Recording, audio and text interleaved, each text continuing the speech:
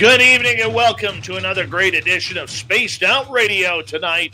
My name is Dave Scott. Thank you so much for taking the time to join us, and we really do appreciate earning your listening ears wherever you are on this beautiful planet we call Earth. From Missing Person Mysteries, Steve Stockton is here, and his beard and hair combination is top-notch right now, people. Top bloody notch. And before we bring Steve in, let's get into some good times with our roll call. Race fan in the gold medal position. Chris Lumen with a silver. Starlight taking home the bronze. We got gorgeous Ozzy Ange hanging on out in fourth place. And we scroll on down here, and who do we have? Whoa, look who it is. It's the lovely Cosmic Floor and John Wreakin Havoc. Good to see you guys. And thank you, Simon Wales, for kicking off the super chat tonight. Really do appreciate your love and support of SOR. Gorgeous Steph Dickey, SJ, good to have you both here. Todd Purdon, thanks for coming on in. There's Jack Clark, everyone. He likes a good wave, so make sure you wave on back. Paradox Fossils is here. He'll be signing autographs after the show. Line up to the left of the studio, if you don't mind, to the left of the studio. Remember, he only signs in silver Sharpie. Wes H., nice to have you back, my friend. Good to see you. Peppa H., Knucker. The gorgeous Ann Palmer is here. And we like having her around here. Who else do we got? Well, let's scroll down. There's Luscious Jules, everyone. She'll be signing autographs after the show as well. Line up to the right of the studio, if you don't mind. To the right for Jules. No eye contact. Flippity, what's happening? Good to see you, my friend. As we scroll on down, and who else is joined? There's Gray Troll, everyone. Steve Edmond, what's happening? Snakes on a UFO. Nice to see you. And Divine Diamond, welcome to our channel for the first time. How are you? You look good in that hat right there. That's a good hat and eyeglass combination you got going. All right, what else do we have here? Let's see here. Fidgety Aura, nice to see you. And the next one is the gorgeous, sweetly, morbidly Bear. What's happening? The Dutch Queen herself, Sally Vandevoort, has arrived. The stunning and talented Kira has returned. All right, who else do we have? Millennium, what's happening, buddy? How you doing? And Spooky Morales, good to see you. Kaiju, what's happening, man? Smoking Joe, good to see you. Smoke him if you got him, buddy. And $5,900, nice to have you back. Richard Elmore is here. And who else do we got? Ethereal Aura, nice to see you. Double Tim, thanks for joining us, buddy. Ozzy, oi, oi to you, my friend. And Vinman, Solar Warden, good to have you guys here. Uncle Dale and his Power Stash are here, people. Remember, if you see Uncle Dale wandering around Austin, Texas, rub his Power Stash for good luck through the month of November. Yes, this offer expires on Halloween. Spacey Tree, nice to have you back. Thank you for joining us. Ted Forquarian, how's it going, man? Good to see you. And Jurassic Joey, Nicholas Shaughnessy. Did I miss someone here? I feel like I missed someone here. I hope not. Well, if I did, I'll catch up. I will catch up. And there's Nicholas Shaughnessy. Let me just see. The gorgeous Helena. What's happening? And Michael Smith, thank you so much for that super chat. Really do appreciate it, buddy. And really appreciate your support, Smithy. Hold on. Got to start the radio side, because otherwise KP and L and the rest will not be happy with us. There we go. All right, continuing on. Oob to Joe's Main, you've got aliens. Rich Hilke, good to see you. And the stunning and talented Melissa Nicole, there she is. And Magnus, what's happening? And who else do we have here? We're running out of time here. We only got like 5 seconds. The gorgeous Oracles and Beyond. Mickle and a Pickle Toes. Sonny, what's happening? Jeff, Steve Garvey, Ed Clater. Good to have you guys here. Richard Kern, welcome to SOR Chat for the first time. How are you? Thank you. I hope you enjoyed the show and hit subscribe. Jose, what's happening, buddy? Nice to have you here. Hi, Lee. Nice to have you. Kawhi, what's happening? Digger Dog, it's nice to see you. I got to shut this off right here on the roll call because we got to play some radio. Steve Stockton's here, everyone. Get your horns up. Let's rock.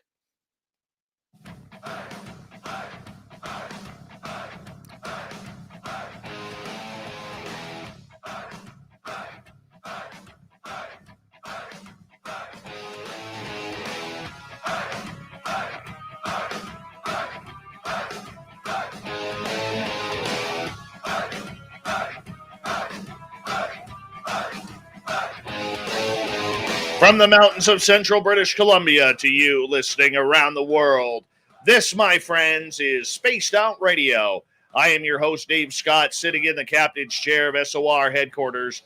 We welcome you to tonight's show on our terrestrial affiliates around North America, digitally on TalkStream Live, Revolution Radio, and KPNL. All of our archives are free. Go to youtube.com/Spaced Out Radio. Do old Davey the favor, hit that subscribe button. You can follow us on Twitter at Spaced Out Radio and on Instagram, Spaced Out Radio Show. Our website is spacedoutradio.com. We have a plethora of features for you, including rocking out to Bumblefoot and reading up on Captain Shirk's SOR Newswire. Tonight's show is brought to you by Chive Charities. Help make the world 10% happier by visiting Chive Charities today. You can find them on our website. Our good friend Steve Stockton is back. He is part of KPNL, where we broadcast from, but he's highly successful on his YouTube channel, Missing Person Mysteries, as well as 13 Past Midnight. Steve is an investigator, a researcher, a successful author on everything unknown, from cryptids like Bigfoot to missing people who just vanish into thin air. Tonight, as we lead closer to Halloween, Steve is going to bring us some spooky stories that continue to haunt us through the month of October. Mr. Steve Stockton, how you doing, brother? Doing great, Dave. Thanks for having me back. Just a month ago or so I was here, son. Like that. I like coming back and love your audience. Love what you're doing here. Your show just gets better and better, my friend. Oh, you are way too kind. Way too kind. You know, I'll pay you off in beers when I'm down in Oregon. How about that? Hey, that works for me. Steve, you're a guy who's been doing this for a while. You've had a lot of fun over the years putting these weird stories together, everything from sightings of Sasquatch, UFOs, paranormal, to the fact that people just seem to vanish and are gone for the rest of time. You know, how did you get interested in all of this? Well, I had some paranormal experiences when I was young, probably around 3-4 years old, minor stuff. And then when I was almost 6, I saw a full body apparition, and it didn't scare me. It just kind of made me inquisitive about it. It piqued my interest, so to speak, and just kind of took off from there. I've been on a lifelong quest now. 52 years, Halloween. I'll be 58 on Halloween, so I started doing it when I was 6, looking into things. And the more I look into it, the more I found that there aren't any answers, only more and more questions. So now it's not a quest for answers, but a quest for the next set of questions, and I like it that way. According to Charles Fort, one measures a circle beginning anywhere. So, and that's true in the paranormal. You can jump in anywhere and take off on any tangent you want. There's all kinds of strangeness out there, some of it that hadn't even been touched yet. What makes trying to chase down these mysteries so fun? Because for the majority of people out there, you know, it didn't matter whether we grew up with Scooby-Doo, Inspector Gadget, or even today's cartoonish crime fighters, we always seem to have a passion for mysteries and having our brains tricked to think that we could solve. I mean, you look at some of those most popular reality games today are virtual reality and real reality mystery rooms on escape rooms. Mm-hmm. You know, like we're always trying to solve these mysteries and everything and puzzles. You know, was that part of it too? Is the puzzle of putting the pieces together? I think that's it. It is like working a big jigsaw puzzle, but then you find out, and I think Soraya asked Catherine this analogy. It's like 5 puzzles dumped together in the same box, and so you don't have any idea what puzzle you're even trying to put together. And there's way too many pieces for it all to fit. But that's the fun of it, you know, it's just talking to people, experiencers, going to places where things have happened. And to me, I like to go to places where it's just been a one-off, something like the Dover Demon or something where it just happened to maybe 1 or 2 people. Because the places where you have a lot of activity, people will go there expecting something to happen and they usually get disappointed. I like going to some place that I pretty much know nothing's going to happen, but I like to be where it happened and just kind of soak in that ambiance. For you, chasing down these strange creatures and these weird anomalies, in your investigations, have you ever encountered these critters, these creatures, or these supernatural type beings? Yeah, it just depends on which ones you're talking about. I've never had a sighting of a Bigfoot or a dog man, but I've heard Bigfoot. I've heard the yelps and the yowls. I've seen footprints. I got pelted with stones once in Jefferson National Forest when I got too close to something after I'd been hearing yips and yowls and tree knocks. And I don't know if it was the Bigfoot warning me away from something or just wanting me out of their area. Because I think sometimes they can be benevolent creatures and they'll be like, hey, you need to get out of there. We're not going to hurt you, but there's something in there that can. Maybe a bear, big cat, rattlesnake, who knows? And I can see that, I mean, I go chasing the forest for Bigfoot here. I'm petrified to think that there may be dogman in our area, even though deep down I think I know, as Mhm. well as the fabled little people running around causing a little havoc in the forest, potentially with some hunters and everything. And I like to tell a story of a couple years ago, my buddy Mike was out hunting in one of our local forests, and he went into this gravel pit area that kind of blends into the forest. And as he's traipsing around looking for footprints of both grouse and rabbits, he starts hearing my voice saying, Mhm. "Mike, come in here, help me, Mike, help me." And he said the sound was emanating all around him. It wasn't coming from just one direction. Have you ever had anything like that, or had I've stories of that? heard voices out there that didn't make any sense, and I've heard stories of people that, particularly some of the missing person cases I covered, the people that were found that did make it out, they would hear voices of loved ones calling to them when they know that person whose voice it was sometimes thousands of miles away. I've heard other stories, particularly down south in the Appalachians, about people hear somebody calling to them from a cave, not necessarily a voice that they recognize, but calling their name and trying to lure them into a cave. That'd be a big nope for me. If something is calling to me in a cave, no. Real simple, real simple. If it's in a cave, don't go. Yeah. You don't go. Or if you see like a vortex or something open up, Steve, you don't go in that. Or stairways in the middle of the forest, you don't climb them. You just there's just I'd be no tempted. If I point. had my dog with me, I would like to step through a portal just to see what's on the other side. But I've always thought it'd probably be like the original Land of the Lost Saturday morning TV series. I'd probably be in some place and I'd have to fight dinosaurs and sleet stacks or something. But I would love to know what's on the other side of those portals. What do you think is up with this whole stairway thing? And for people who don't recognize it, there's a bunch of people out there, and if you haven't heard the show before, there's a bunch of people who claim, and nobody ever knows who these people are. We just hear about these people who claim that they'll be walking through the forest, deep in the forest, miles away from civilization, and all of a sudden they'll see a metal or a stone built stairway going up and ending. And apparently, this stairway, if you get to the top, something happens. You're not supposed to reach the top stair.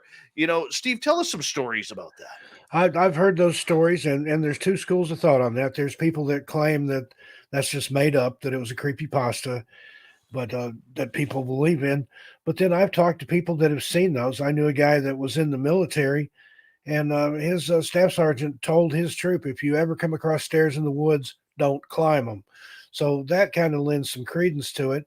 And as far as the debunkers, well, consider UFOs, and you have eyewitnesses, experiences, and things, but yet you have people that'll come around to UFO groups and conferences and conventions, even online, and say, no, that didn't happen. That didn't exist. So I believe that that might be part of maybe some government's attempt to make people think things aren't real, is they plant people to tell you that it's not real.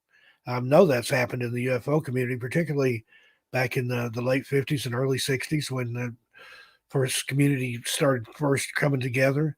You had people that were just there to sow discord and cause problems. And to this day, that continues. The UFO community is one of the most toxic communities there is at sometimes. Not everybody involved in it, but there's a lot of infighting. You know what I'm talking about. There's if everybody could get along and have a common goal and focus on that, so much more information would be available, I think.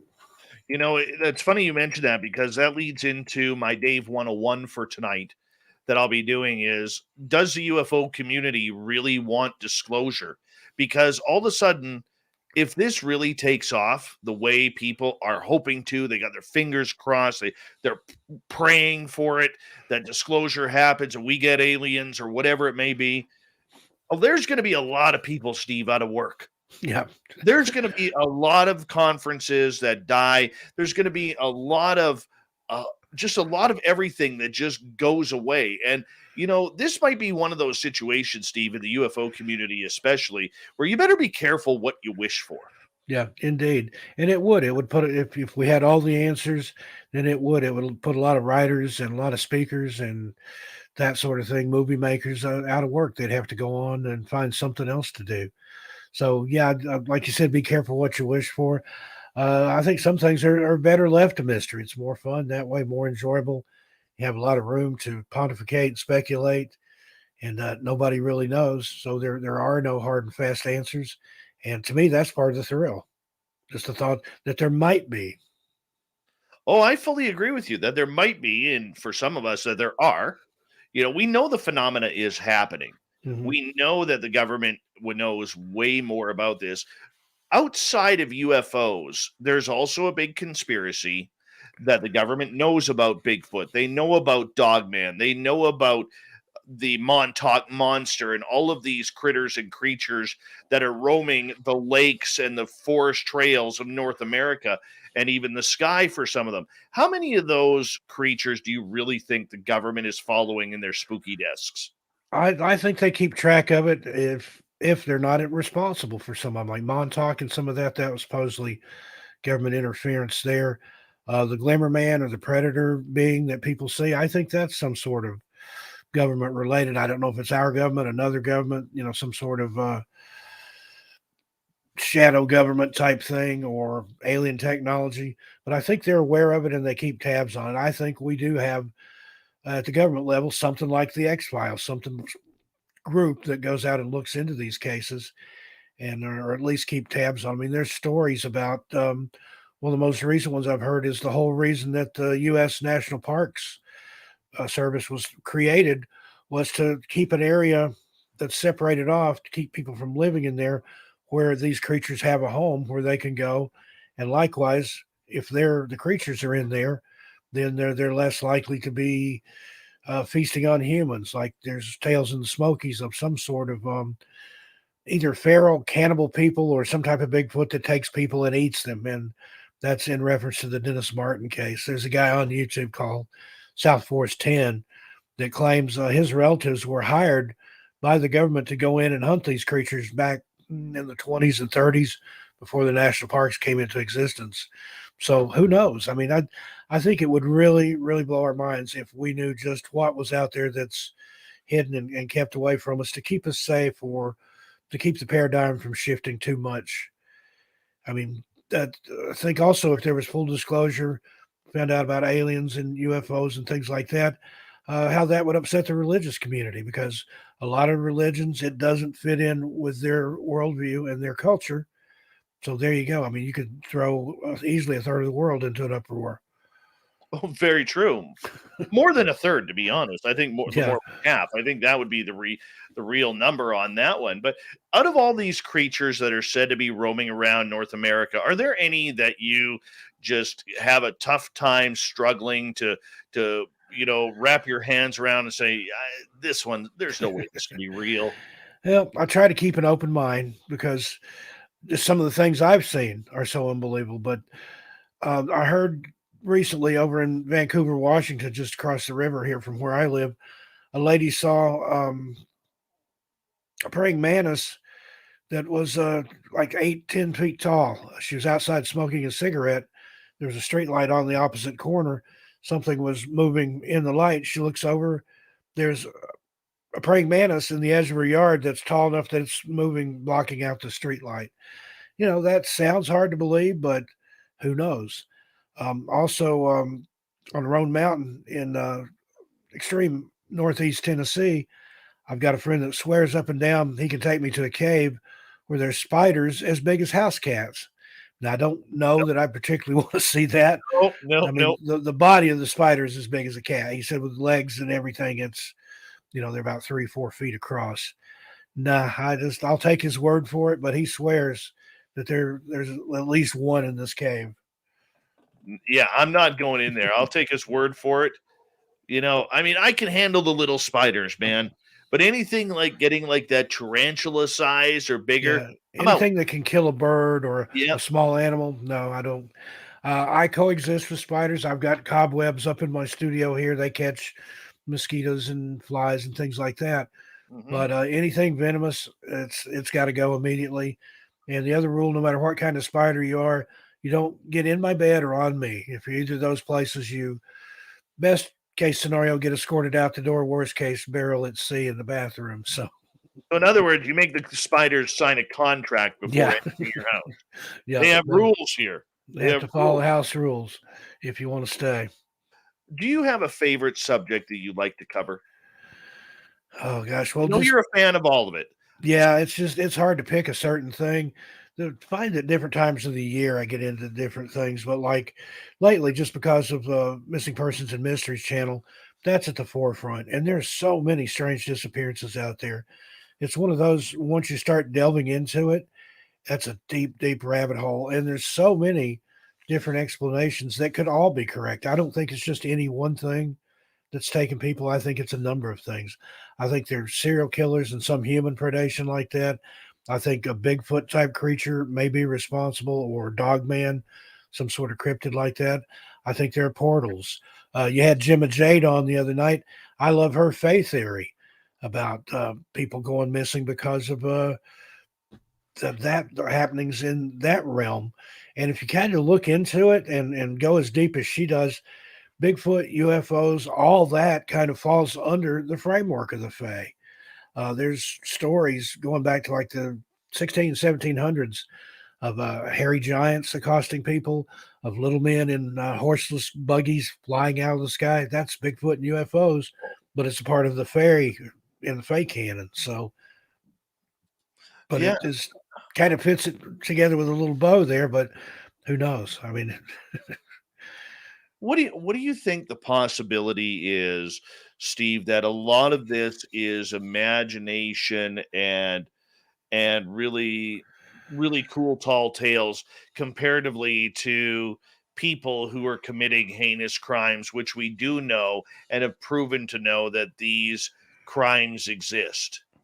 yeah, well, that's one thing to factor in, and even with just plain paranormal stories, there are stories that can and have been debunked. I've got one in my first book called "The Light in the Coffin." It's happened back in like the 1920s. The guy was what they called courting back then. He had gone to church with his girlfriend and then went over to her house to sit on the porch afterwards. Well, it gets late. He has to leave, and he thinks, "Well, I've got to be up early. Farm chores start before daylight. So if I cut through the woods, I can save some time instead of walking 2 or 3 miles down the road." So he cuts through the woods. He sees off in some weeds or some briars what looks like a coffin with a flashing light in it. Now he sees that as a not good omen at all. In fact, very, very bad. Takes off running through the briars and the woods and stuff, loses a shoe, tears his church clothes, everything, gets home. He's just a mess. Tells his mom, "I saw a coffin in the woods with a light in it." His mom, being very superstitious, she about has a breakdown. She's crying and wailing and sure that he or somebody's going to pass away. Well, finally, the dad, who was the one with some reason there, said, "I've had enough of this. I'm going to take you. We're going to go back out in the woods. We're going to find this coffin." So even though he resisted, he finally relented, went with his dad. They go out in the woods, and sure enough, they see something over there, the light flashing. And he's like, he won't go in there. But it's like, "It's right over there, Dad. Go take a look." So the man wades over there, kind of gets quiet for a minute, and then he bursts out laughing. And he's like, "Son, I want you to come here." So the kid, again, reluctantly goes over there and he looks. It's a felled tree, a rotted tree that's fallen down. And in some of the part that's rotted out, there's a spider web. And in the spider web, there's a firefly or a lightning bug. So it wasn't a coffin. It wasn't the light in the coffin. It was a bug caught in the spider web. But the guy said, if my dad hadn't taken me back out there and shown me what it was, he said, I was convinced I saw a coffin with a light in it. He said, that is exactly how it looked in my mind and, to my eyes. And he said, I probably would have died of fear that night just from thinking that I was going to die because I'd seen this horrible omen or portent or whatever. Now that's in the South. They're big on their superstitions, their warnings and omens and things like that. You have to know how to interpret them. But that's one example of something that somebody could really be just writing out of their mind, but then it turns out to be something just very, very natural. With superstitions, we got about 2 minutes left. How much does this come into play with these creatures and missing people? As far as superstition, again, it's that kind of ties into the Fae. There's certain things you don't do, um, or it can just be any missing persons. You don't pick berries, you don't go into boulder fields, you don't wear red, certain things like that. That people that have gone inexplicably missing were doing one or more of those things. But that also involves the Fae. The Fae hate the color red. The boulder fields is theirs. The berries are theirs. Not only do they eat those, but inside those berry bushes is where they do their mating and things. So, but you hear about a lot of people that have had strange experience while picking berries or gone missing while picking berries. A lot of people that go missing are found later in a boulder field that's already been searched. So there's another kind of Fae incursion in there. But again, is it superstition? Is it real? Who's to say? Definitely. And that is something that we need to try and figure out as we move on here, because tonight we're going to get into a number of interesting stories from your channel, Missing Person Mysteries, and other creatures of the night that seem to roam around and want to mess with us innocent humans who don't know any better. But I mean, my friend, when it comes to these, how do you do it? How do you prove? Give me the minute long speech on how you prove that a story is real and not just bunk. Well, again, that would depend on the story and the witness. A lot of times you can tell just by talking to somebody, uh, listen to them repeat it and tell it to other people, see if any of it changes, or if they're people that tend to exaggerate will tell it bigger each time. That's like fishermen, people like that. A fish this big becomes this big and then that big by the third time they've told the story. And a lot of time it's the reticence of the person to actually tell the story. Somebody that's trying to put one over on you, they want you to hear their story. But particularly in my first book, a lot of those people didn't even want to talk about it just for fear that it would happen again or come back. That to me is a good way to vet it, but it's impossible to totally vet every story. I tell it for the value of the story. You take it as it is, and if you want to investigate, that's up to you. Although a lot of these were one-time things that never happened again. Steve, I'm going to get you to hold on right there. We're going to go to Sure. break here at the bottom of the hour. Steve Stockton, Missing Persons Mysteries. If you haven't signed up for his YouTube channel, get there.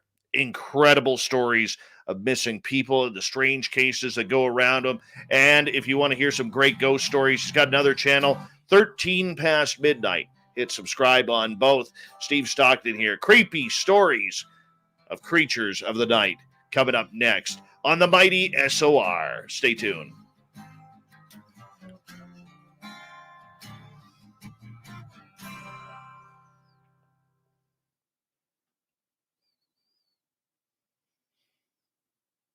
All right, buddy, we're clear.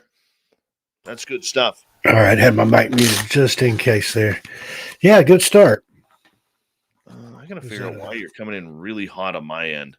I need to back off a little bit. I can turn my gain down some. Yeah, turn your gain down a little bit because I got you even on here. And by the way, SOR crowd, if you could all do me a favor and give a few claps to Ben from UFO Garage. Him and his beautiful wife just welcomed their first child, a beautiful baby girl, into the world just a few days ago, and they are settling in very nicely, and everybody is happy, everybody is healthy, and now they got to figure out how to learn how to sleep again because the good old days are over, Ben. The good old days are over, but congratulations and much love to you and your family, Ben from UFO Garage. You are a rock star to us, my friend. You are family, and we're so proud of you and your wife welcoming in the little newborn into your world, and God bless you for it, man. So thank you so much for everything, and we love you, and I'm going to keep running in circles because I'm such a wimp for babies, man. Such a wimp for babies. Love children. And so anyways, thank you for that. And if everybody could just send some love Ben's way, it's pretty awesome. Pretty awesome. So that's for Super Ben right there. Mm-hmm. Mennonite Abe's got it right. Hello, baby. Goodbye, sleep. Oh, yeah. Sonny from Chop Shop, what's happening? Got some of my people here tonight. Divine Diamond, she's a fellow Canadian with you there. Oracles and Beyond, Cassie, how you doing? Jeanette Sanchez, my little brown elf, how are you? Saw some more of my folks in here. If I don't get to you, I apologize. Carol Exo. Making me happy. Jose's here. Callie Snyder, all the way from Hawaii. Nice. Oh, and Celine's there. She's running the stream tonight while I'm on here. Sometimes I do both, but I know usually it's you at night. Yeah, she's running it tonight. My Mac that I usually run it on is down, so I can only do one thing at a time now. So I'm on here and she's running the stream. So thanks, Ann. Yes. And Celine, everybody. Yeah, give her a big hand. I love her. And you know what, Steve, I'm going to call you during the day tomorrow, so that way we can make some plans to do a KPNL event down in Oregon. Okay. Now that we know that the border is going to be opening up here, I believe November 9th, they're going to open up the border between Canada and the U.S. I really want to get down there and support KPNL and support Ann and you. And I think it would be, I think we could put together a very fun evening for a lot of people in that area who want to hear some spooky tales and some weird stories. Yeah, absolutely. Like I said, we're looking around to see if there's a nightclub or a small theater that we can four wall, and then that way just have you and a stage and see whatever happens, cash bar. Right. Hey, we got a lot of new people in here who are first timers that I don't recognize. I just want to let you guys know that we are not a podcast. We are a live radio show, and we have to time everything out with our terrestrial affiliates. And so during the breaks, when we actually go to commercial break, you get to have the behind the scenes footage of everything that we're talking about and yapping about off air, so to speak. And so that's the reason why this sounds a little bit different. If you're wondering what's going on. If you are new and you like what we do, like Steve does, and Steve loves coming on here, do us a favor, hit that subscribe button, ring that bell. And we are here literally 7 days a week. I'm here Monday through Friday. Lynn Wallington is here Saturday and Sunday nights. And we may have some news next week of a big announcement, which will also be really good for all of you too. And we may be expanding some programming here very soon. Very soon. And growth is always a good thing, whether it's a radio show, whether it's a beard, okay? It's always a good thing. All right, we are 30 seconds away. A good way to support our show is through the Super Chat. I want to say a big thank you so far to Mark, to the Dutch Princess Sally, Smithy, and Simon in Australia for the amazing Super Chats. It's a great way to support what we do on this nightly basis. All right, hi, beautiful Lynn Sows. How you doing? Good to see you. And Blue Book, nice to have you back. Here we go, everyone.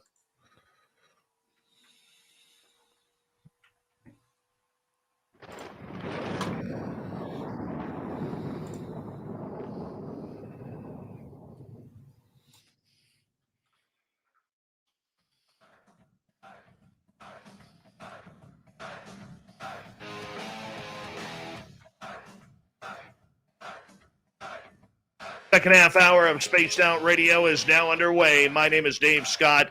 Thank you so much for taking the time to join us. We really do appreciate earning your listening ears. Want to remind you that if you've missed portions of this show or others, check out our free archives by going to youtube.com/Spaced Out Radio. Do me the favor, hit that subscribe button. Our website is spacedoutradio.com, where we have a plethora of features for you. Rock out to Bumblefoot, read up on Captain Shirk's SOR Newswire, and check out our swag as well. We got some good gear. And of course, follow us on social media, Twitter at Spaced Out Radio, Instagram at Spaced Out Radio Show. Spooky Stories night here with Steve Stockton, warming you up for Halloween because, this is the month where almost everybody decides that they are paranormal fanatics. It only happens once a year, and that's the month of October. Steve Stockton has 2 incredible YouTube channels that we really highly suggest that you go and hit that subscribe button because the content is incredible. He has 13 Past Midnight, which is spooky ghost stories, literally 24 hours a day, 7 days a week. And his big channel, Missing Persons Mysteries, which gets into the weird and strange. Steve, welcome back. Oh, thanks again, Dave. All right. Do you want to start off with some missing people? Sure. That's the case that really got me interested in missing persons, the Dennis Martin case. Happened Father's Day, 1969. I was just a little bit younger than Dennis. He was 6 going on 7. I was 5 going on 6.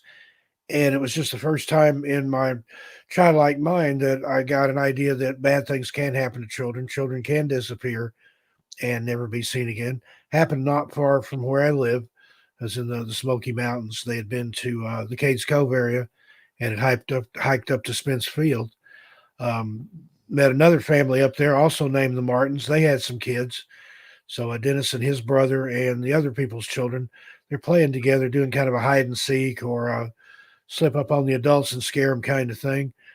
Dennis's father said he watched Dennis go behind a bush. Now, he was wearing red, another synchronicity there. And the other kids had him go hide separately because they was afraid he'd be spotted easier. His father saw him go behind a clump of bushes, and that was the last time he ever saw him. When the other kids came out, jumped out, scared the adults, he's like, oh, where's Dennis? And they're like, we haven't seen him since we hid. He went straight to the clump of bushes, went in it, walked all around it. No Dennis. He sent his father, the father's father, Dennis's grandfather was with him. He sent him down to the ranger station, and Dennis's dad took off in a run down the Appalachian Trail, which goes through the edge of Spencefield. Went for a couple of miles to see if he could see Dennis. No sign of him anywhere. And then in another part of the park, just a little bit past that, a family called the Key family was looking for bear. And they thought they had spotted a bear. And then this was right after they had heard a weird scream, unlike any they'd ever heard. Well, the kids said, Dad, there goes a bear. And the dad looks like, no, that's not a bear. I think that's like he said it was looked like a man wearing fur or animal furs or something, climbing up a hillside with something red over his shoulder. So some people think that was a Sasquatch or one of the feral cannibal hillbillies that they talk about that live in the park that took Dennis. But nobody will ever know for sure. The only thing, they might have found a footprint, and they weren't even sure that was his because some of the Boy Scouts or Cub Scouts that were in there helping search was wearing the same kind of Oxford shoe that Dennis was wearing. And so he's been missing a little over 50 years now. Wow. I don't think he's with us. I don't mean to sound rude, but after 50 years, I don't think he's with us. His dad never came up hope. He died a few years ago on Halloween, about 5 years ago, I think. And in June, every year around the time of the disappearance around Father's Day, the local news down there would bring out the Dennis story and talk about it. And one of the last interviews I ever saw with his dad is just so touching and poignant. He said, I've always hoped that one day there'd be a knock at the door. I'd go, there'd be a nice looking man standing there and it's like, can I help you? And he'd be, Dad, it's me. It's Dennis. I've come home. And unfortunately that never happened. I mean, anytime that a parent even has to bury a child, that's bad enough. But can you imagine one that go missing and you have no closure ever, never knowing what happened to them? That would be just a living hell. I do have to ask you, because you've already mentioned it twice, about these cannibalistic hillbillies. Mm-hmm. What is this all about? Well, again, it's conjecture. There's some people tells you it's just made up. There's other people that claims they know all about them. Dwight McCarter, he's a retired ranger from the Smokies. In fact, he was the lead tracker on the Dennis Martin case back in 1969. He wrote a book called Lost, and he's mentioned that he doesn't really go as far as to call them feral or Bigfoots, but he said there are some people that live out in the woods that are very, very off grid. Some of them have never been out of the woods, were born there, live there, and will die there. And they don't like other people except maybe for a meal. Now he didn't add that part, but that's the conjecture. And so there's a guy on YouTube, South Force 10, that talks. He's got several videos about the Dennis Martin case, and he claims Dennis Martin was eaten by these people or creatures, whatever they are. And just a lot of strange things surrounding that case. The FBI field agent from Knoxville, who was in charge of that case, uh, took his own life in a very spectacular way. Um, Maybe it had something to do with the investigation. Who knows? But that's part of the claim is he knew stuff that just bothered him that bad that about that case. So who knows? I'd stay out of the Smokies though if you're going to be out. If you go out, get off. Don't get off the trail. Don't wander off somewhere where you're not supposed to be and get in the bushes, because it's the most visited national park in the United States. Over 12 million people last year, even with things shut down. But there's some strange missing cases there. Uh, Trini Gibson's another one, a high school student that went missing in the 70s. It's from the same neighborhood as Dennis Martin. Another strange coincidence there. And then you had Thelma Pauline Martin that went missing in the 80s. Was hiking with some friends in the Dudley Creek area. She walked ahead, went around the corner, and they never saw her again. Now, different theories on both those. Some people claim Trini was abducted. Some people claim that she ran off with an older boyfriend, that she had very strict parents. I actually talked to her sister before she passed away, and she said part of me wants to believe that Trini did escape with a older boy, and they're somewhere in Southern California, with a new name and living a good life. She said, but deep in my hardest of hearts, I don't think Trini ever left the mountains alive. So and it destroyed that whole family. The parents got divorced. The sister that I knew, she was best friends with my niece. She turned to alcohol, substance abuse, and things like that. Died early, very tragic death from alcoholism. So just destroyed that family. And then Thelma Pauline Martin, my hiking and skiing club, actually helped search for her. I believe that was in '81. And again, she was married to a much older man. He was starting to have health problems. And there's people that think that she just, wasn't looking forward to a future of having to take care of somebody that was bedridden and just pulled a runner. But again, that's all conjecture. The only thing that's known for sure is that they disappeared and haven't been found. How many of these people who go missing do you think actually are just runaways that just want to get out of the world, get out of what their situation, and just disappear and start anew? Now, it's harder today because everything is computer tracked, camera tracked, whether it's bank accounts, whether it's, I mean, you can't get a fake ID anymore or anything like that. Yeah. But I mean, back then in the 50s, 60s, 70s, 80s, and even into the early to mid 90s, it was easy to make yourself disappear if you wanted to start anew. Oh, very possible. I remember in the late 70s when I got my driver's license, it was typed on a piece of green paper. There was no seal, no hologram, nothing like that. If you could have got a hold of the blanks, you could have made as many driver's licenses as you wanted. There was no photo on them. But it still can be done. It's like you said, it's a lot more difficult now, I think. But we had a case we covered where a lady was found in Utah that had been missing for, I want to say, like 7 or 8 months. I can't remember off the top of my head. A good time, and she had just decided to take a powder. I mean, everything that was happening in 2020, with the riots and the elections and just the pandemic and everything going on. She's like, nope, I'm out. And went out and lived in a tent in the woods and foraged for food and bummed stuff off other campers and things. And when they found her, they're just like, well, there's no law against, disappearing or going out and not being a part of society. So they, as far as I know, she went back. But the only thing I can see the problem with that is there's a lot of man hours spent searching for her, that she should have tipped somebody off that, hey, I'm not missing. I'm just going to be Even the invisible. You know what? And here's the advice: anybody who wants to do that, just tip off the police and say, "Look, I'm changing my life. I'm going in a different direction. I don't want my family or my friends to know. No, I'm not suicidal. I've turned in my resignation at work. Just let them know. Yeah. It's that simple. I had a case last week, a family from Kingman, Arizona, a mom and her son, and then the woman's new husband. They were supposed to go camping around the Catherine's Landing area out at near I can't remember the lake there in Arizona. It's at Bullhead City.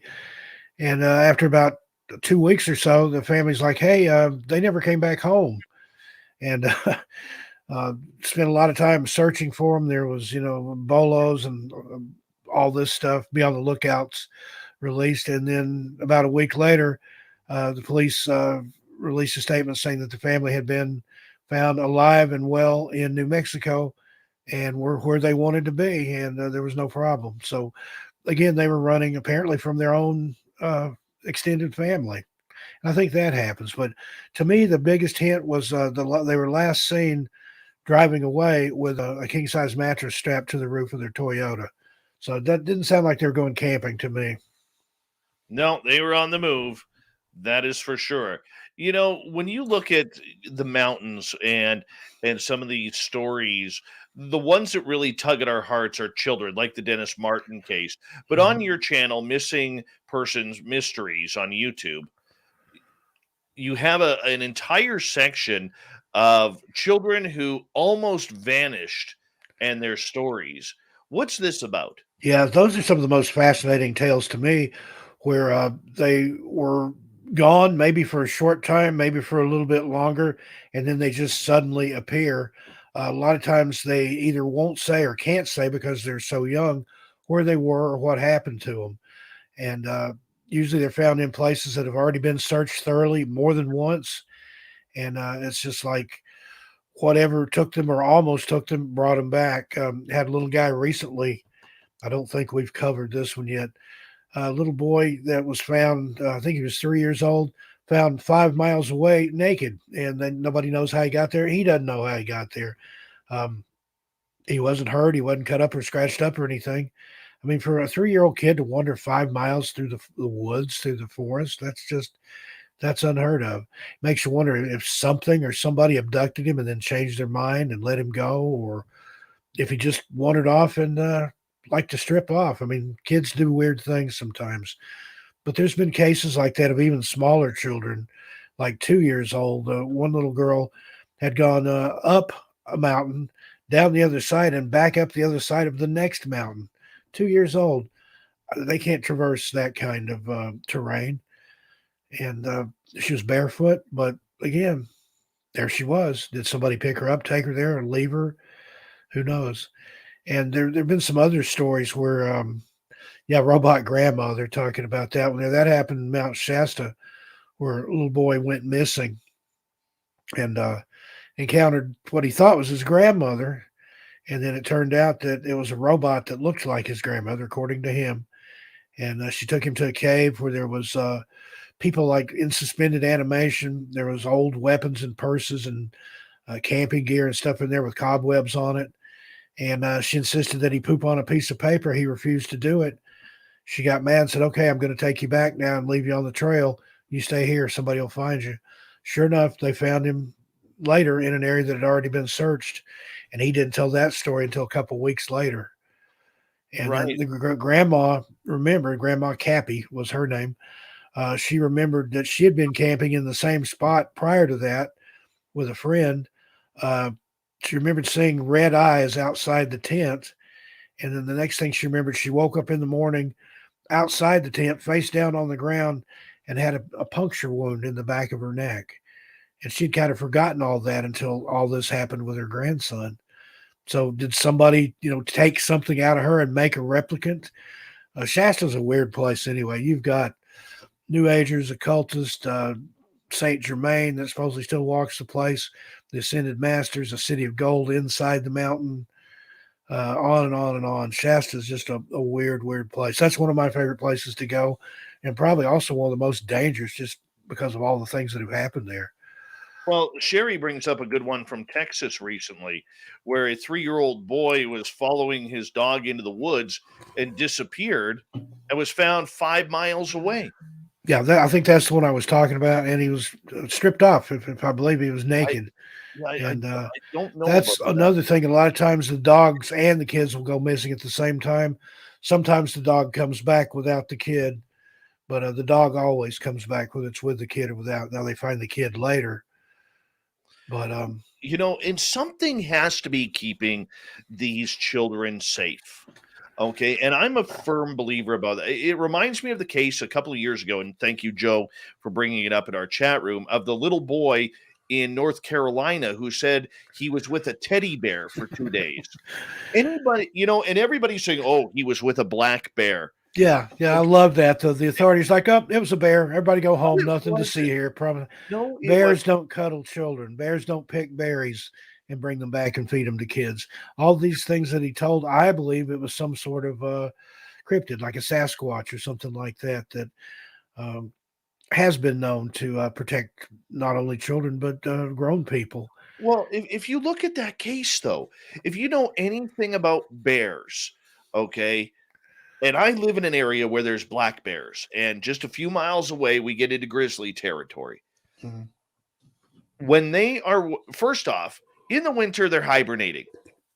And even if they're not hibernating, they are angry, they are cranky, and they are hungry Mhm. because they haven't eaten for weeks, if not months.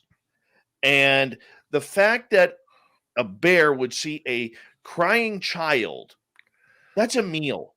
That's a Yeah, free, that's a that's free, a burrito to a and bear then right there. and then to find the child in a briar patch with no bruises, no freezing, Mhm. no scratches. I mean, sure, there was a couple of rips on his jacket from the briar patch, an area that had been searched twice or three times previous, and then all of a sudden he's in there.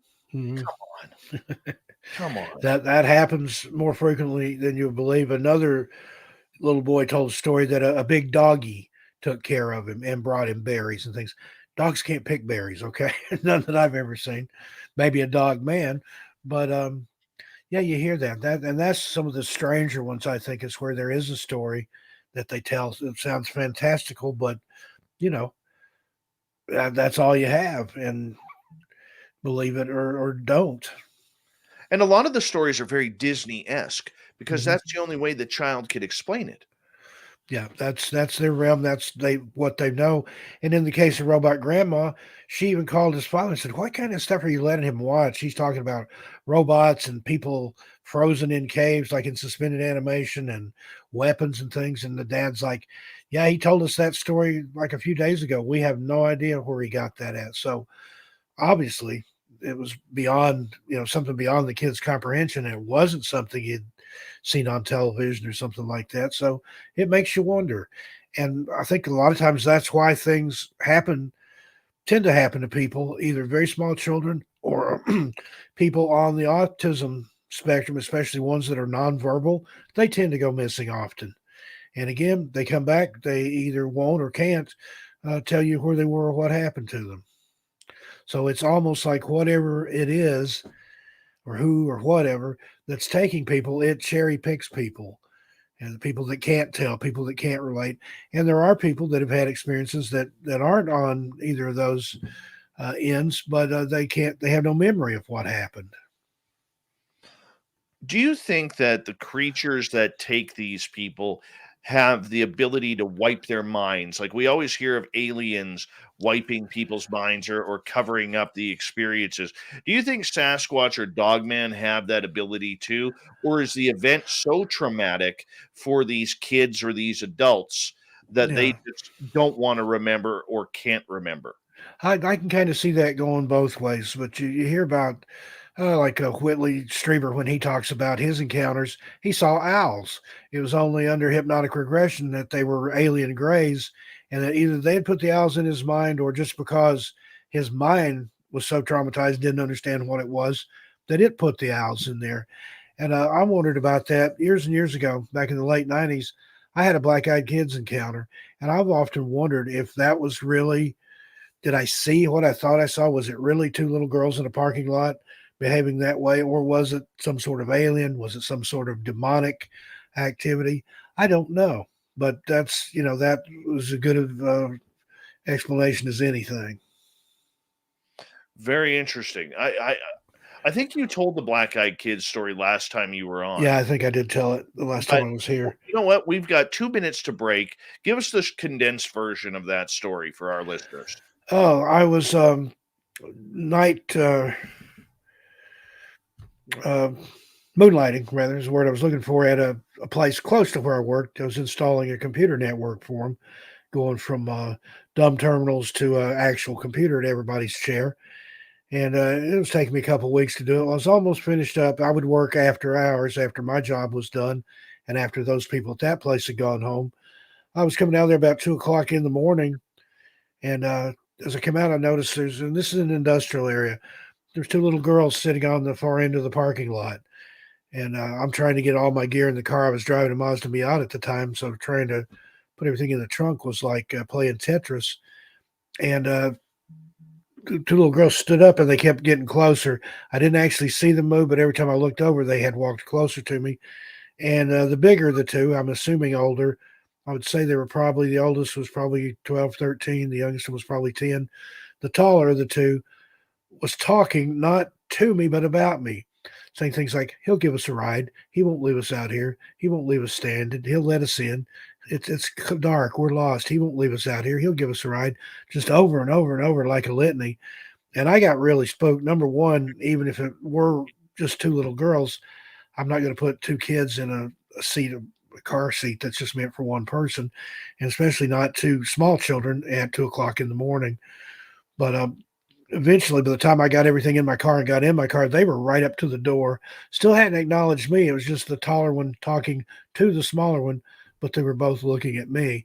And when they walked under the street light to get up to where I was, I saw that they either didn't have any eyes or their eyes were black. I mean, it was just pitch black in there where their eyes should have been.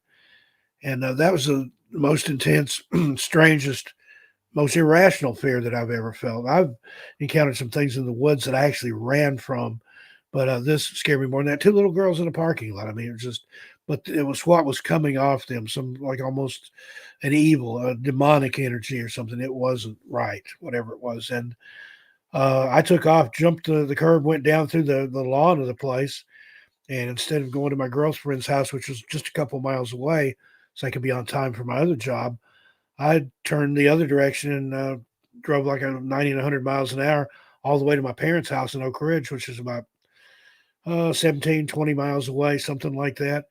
Went to their house, parked behind their house in the yard under a tree, and sat looking out the window and the kitchen door until daybreak, and then called into my other job and told them I was out that day. Again, don't know what. And that's a perfect place to end it, my friend. A perfect place to end it. We really appreciate it. Steve Stockton is here, Missing Persons Mysteries, his YouTube channel, as well as 13 Past Midnight. We're talking spooky stories all night long. Let's get into some weird, strange creatures when we get back with Steve Stockton on Spaced Out Radio. Stay tuned.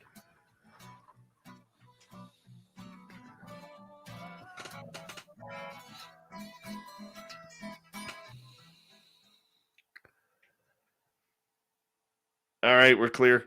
Okay, is this a long break? What's that, bud? Is this a long break? Yeah, 6 minutes. Okay, I'll be right back. Yeah. And let's see here. Who else we got in here that's come on in that I've missed? Third phase, I'll ask your question when we come back. I'll put it up top here on the screen. So we'll get to that, guys. Much love for you guys, man. Hope you're doing well.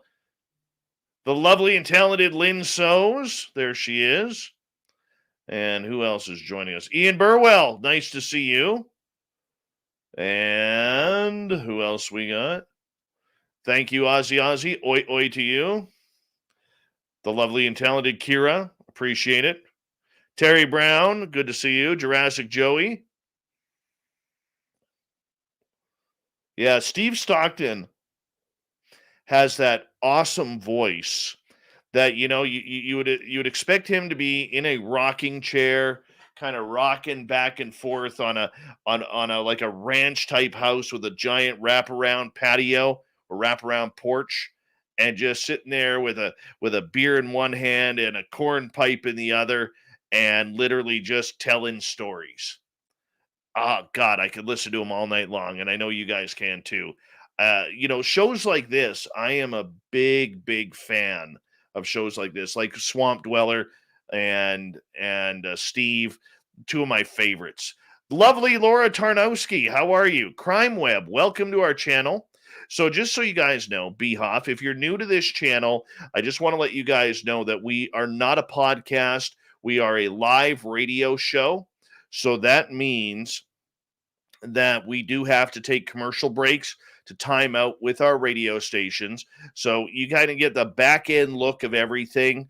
And so if you're wondering what the hell is going on, where's the show? It's because we are on break right now. So I appreciate your patience and understanding on the way we do things, since it is a little bit different, but we appreciate you. Jazz Ramblings, aren't you supposed to be in bed? BG's, what's happening, man? Good to see you. The lovely and talented Tessa. And Owner, how you doing, buddy? Good to see you.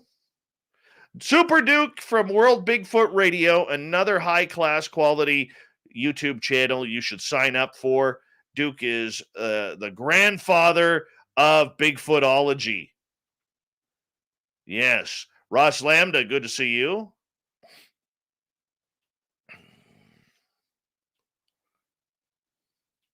Tessa from Australia, thank you so much for that awesome super chat. Really appreciate that. Much love, Tessa. All right. Good old Super Duke. Dookie Dookie Duke. Duke Duke. Duke Duke. He's like, shut up, Dave. Shut up.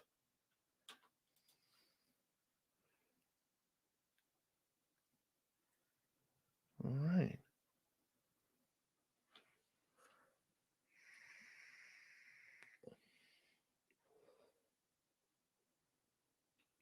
Grape ice. If you're wondering, grape ice.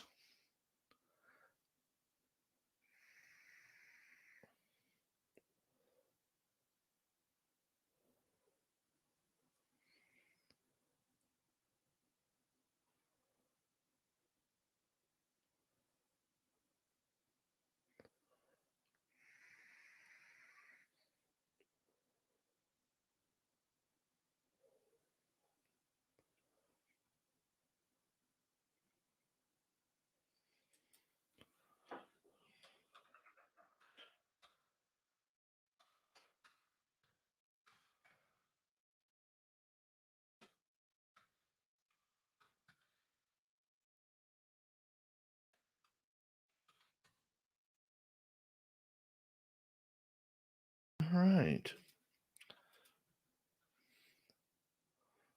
Anybody else come in while I was quickly doing this? Lee Veltman, how are you?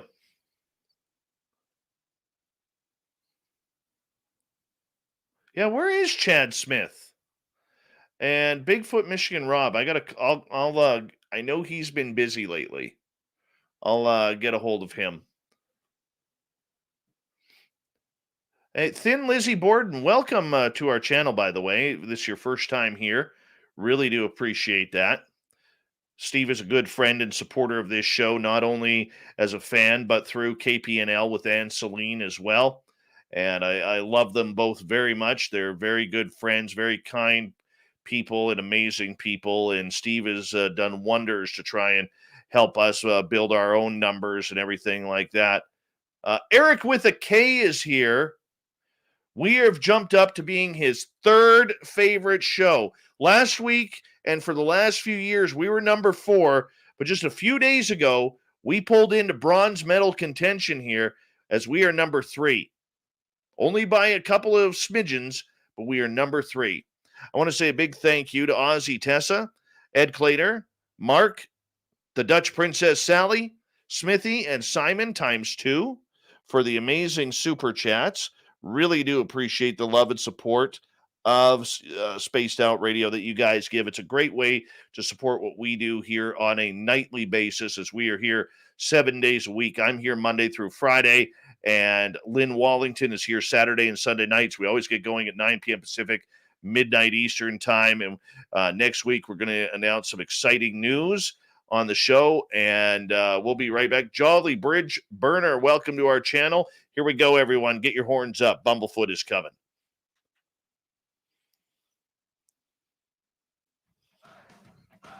You're listening to Spaced Out Radio with Dave Scott. Follow Dave on Twitter at Spaced Out Radio and on Facebook, Spaced Out Radio Show. Here we go with hour number 2 of Spaced Out Radio tonight. My name is Dave Scott.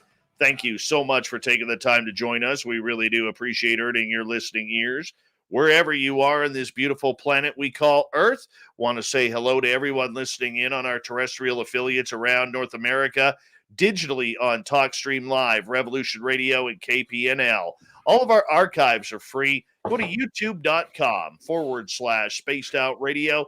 Do old Davey the favor, hit that subscribe button. The Desert Clam has set the password for tonight in the SOR Space Travelers Club. Kintophobia. Kintophobia is your password. Use it wisely, space travelers, as the clam sets a password each and every night right here on Spaced Out Radio. Our website is spacedoutradio.com. We have a plethora of features for you, including rocking out to Bumblefoot, reading up on Shirky Poo's Newswire, and we got a great section for our swag. So check that out. Follow us on Twitter at Spaced Out Radio and on Instagram, Spaced Out Radio Show. We continue on tonight with spooky stories by the man himself, Steve Stockton. Born, raised, beautifully growing out of Oregon in the United States. Doesn't wear a wrestling mask, but that's okay. Doesn't need to. Great hair and beard combination. Got a couple of great YouTube channels. If you want 24-hour ghost stories, it's 13 past midnight. And his big channel, Missing Persons Mysteries. Steve, welcome back. Thanks. Afraid I wasn't going to make it back in time. I had to run my dog outside, but it worked out just right. I know that feeling. You know, a couple of years ago, I was actually like 3 minutes late getting back on the air because my dogs decided that they were going to chase around deer, and the deer were teasing my dogs at the fence. Yep. And I couldn't get them back in. I'm like, well, what the hell do I do? That happens here sometimes. My dog Mulder, he's Chihuahua Corgi mix, and see deer out in the street sometimes, and he goes out to the gate and just wants to tear them apart. And the deer just kind of look at him like, yeah, okay, I'm 5 times bigger than you. What are you going to do? But yeah, he's fearless. I know the feeling with my dogs, and I got big dogs. You know, so Steve, I got a question to kick things off from the guys at Third Phase of Moon in beautiful Hawaii. And they are asking, if you see a black-eyed child or a shadow person, should you approach it? I would recommend not, just from other stories and things I've heard. Now, in my experience, I didn't approach them. They approached me. But that's just, it was so almost traumatic. There was almost like a type of PTSD that went with it. And my experience wasn't really that scary compared to other people. I mean, I've heard of people where they show up and they knock at the door and almost demand to be let in. And I've only heard of one person who did let them in, and the operative there has only heard of one person. And then the lady's husband died shortly thereafter, and then she developed some kind of weird form of cancer. So don't know if it was the black-eyed kids or not, but I wouldn't take the chance. But that's the thing I wonder. Are there people that have let them in and then we just haven't heard what happened to them? So I wouldn't take any chances. Shadow people, that's kind of a different story. Depending on the story you hear, some of those appear to be malevolent, some of them not so much. I've only seen one, and I believe it was more of a spirit of somebody that used to live in this house than an actual shadow person. I wouldn't take any chances. Shadow people, that's kind of a different story. Depending on the story you hear, some of those appear to be malevolent, some of them not so much. I've only seen one, and I believe it was more of a spirit of somebody that used to live in this house than an actual shadow person. The lady I rent my house from, the widow, she owns several properties on this block. She used to live here with her husband. He was killed tragically one morning on the way to work. Had some sort of medical emergency, crossed the center lane, and hit a logging truck head on in his Saturn. And they believe he was dead before he hit the truck. But either way, he was certainly dead afterwards. It blew him and the car into several pieces. She said she's a first responder and was one of the first on the scene, so it's traumatic for her as well. But one night I was going into the kitchen, I hadn't turned the lights on yet, and I saw the shadow of a person. It came out of my laundry room, walked through the dining room, through the kitchen, and went out the wall behind the stove, which would lead into the garage. Is what's on the other side. Mulder saw it. He didn't bark or anything, but he was wagging his tail like, "Hello, I want to be your friend." But it was obviously, I mean, it was shaped like a person. It was walking like a person. It was just the shadow. I could see through it. Now that's pretty atypical, I think, for a shadow person. A lot of people see them like that menacing, that stand over their bed or that peek around the corner at them, things like that. This one was just passing through, and it wouldn't surprise me if it's not the guy that used to live here. In fact, she told me that after he passed away, and she still lived here, that a lot of times the TV, the stereo, things like that would go kind of nuts. And she said that was his thing. He was in charge of the audio video. And she would have things happen like the TV would come on in the middle of the night on a different channel than the one she was watching, or the stereo would come on not tuned to a station just as loud as it could, and things like that. So I don't, according to St. John the Revelator, the dead don't come back, but sometimes they stay. So for whatever reason, I believe Dennis was the guy's name. I think he still visits sometimes. Well, hey, if you like a place, why not just go there? Yeah. And that's the thing. A lot of these places that people think of as haunted, like a graveyard and things like that, their body or what's the remains of them is there, but I wouldn't go back there. If I was going to haunt someplace, I would go back someplace I was happy. I would think either that or someplace I was the most miserable, so I could scare a lot of people, like some of the places I used to work. I'd love to go haunt those places, but that's always puzzled me. Things like haunted schools, shopping centers, things like that. But then again, that's in the event of a school. Maybe that was where the person was the happiest, or again, maybe they were bullied and it was where they were the most miserable, and they're back to scare the pants off some people. I've been in a couple of haunted schools. I've got a story on 13 Past Midnight, and it's in my third book, My Strange World, which is my personal experiences. It's in there about the school that I went to and how a friend and I went there. And this has been a long time ago, but I'm not recommending anybody else do that. But we went back and snuck in the middle of the night, found a window that was unlocked, and went in the school. And I was just looking around, and something crossed the gym floor.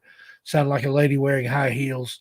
There was enough light coming in from the windows set up high that we could see inside the gym, and it got closer and closer and closer, and we took off. But there was a story that we'd heard prior to that, and depending on which story you heard, there was a teacher that either died at the school after classes were over, or got killed in a car wreck on her way home, or simply just retired and then died. But that was the story. Other people had seen and heard things there. And that was supposedly who that ghost was a teacher that had been there. I did some research into that. Couldn't find any teacher that had died in the school. I couldn't find anybody that taught there that had been killed on the way home. But there were several that had, after retirement, had passed away. So my mom actually went to that school in the 30s, right after it was built. It was part of a WPA project. And she didn't hear those rumors. But when my brother went there in the 50s, there was already the rumors of a ghost teacher going around. So I heard it before I even started there in first through seventh grade. Armando has a question for you, and he's asking, Steve, how can First Nations or Native American lore shed light on some of these mysteries? Well, the deeper you delve into the lore, you'll find that a lot of the things that we talk about, they have a story about it. They've got Bigfoot type creatures that they talk about. They've got little people like the Fae that they one time were at war with, and apparently have some sort of truce with them now. They had stories of strange lights. They had stories of evil entities and things. The Cherokee elders, there's some, and I'm Cherokee on my dad's side. His grandmother was full, so my grandmother half. My dad was quarter, and I'm an eighth. But the elders will admonish you about talking about some of those entities because you can bring stuff to you, according to them, almost like a tulpa, that by talking about it or even thinking about it, you feed into that energy or you give it energy. And I'm talking about things like Wendigo or certain types of skinwalkers, the legend of Spearfinger that's famous there in the Smokies, which is sort of, I think, sort of a Cherokee vampire tale. It's an elderly lady that's able to shapeshift, as elderly lady is how she usually appears. But for her index finger on her right hand, she has a piece of obsidian that's sharpened to a point, and she uses that to extract the liver of children, which she eats. And that's one of the way you recognize her teeth and around her mouth are bloody. So it's kind of a vampire thing. May just be a cautionary tale, but in the Native American tradition, like you see in the cowboy movies and stuff, where they would show their palms to each other, how that's one of the ways you could tell if it was Spearfinger, because she could take on the personage of anyone. It could be one of your friends, your family members. So anybody that had been away from the village or out of the teepee after dark for too long, that was, you asked to see their hand. Spearfinger's heart was in the palm of her hand. And if it was indeed whoever you encountered was Spearfinger in disguise, she would refuse to show you the palm of her hand and would take off. So it's interesting how, a lot of their practices and lore and things just came from stories like that. No kidding. No kidding. Hey, Steve, question in regards to, legends and lore, and how do we tell an old wives' tale or a legend from what is reality? How do we find that truth, and so the lines don't get mixed? Yeah, that's the $1 million trick right there. If you look into a lot of that, I think it was cautionary tales from a time when kids didn't have anything to keep them occupied. Didn't have the internet or TV or some places even radio and things like that. But I noticed that a good way to keep kids quiet is to tell them something really scary.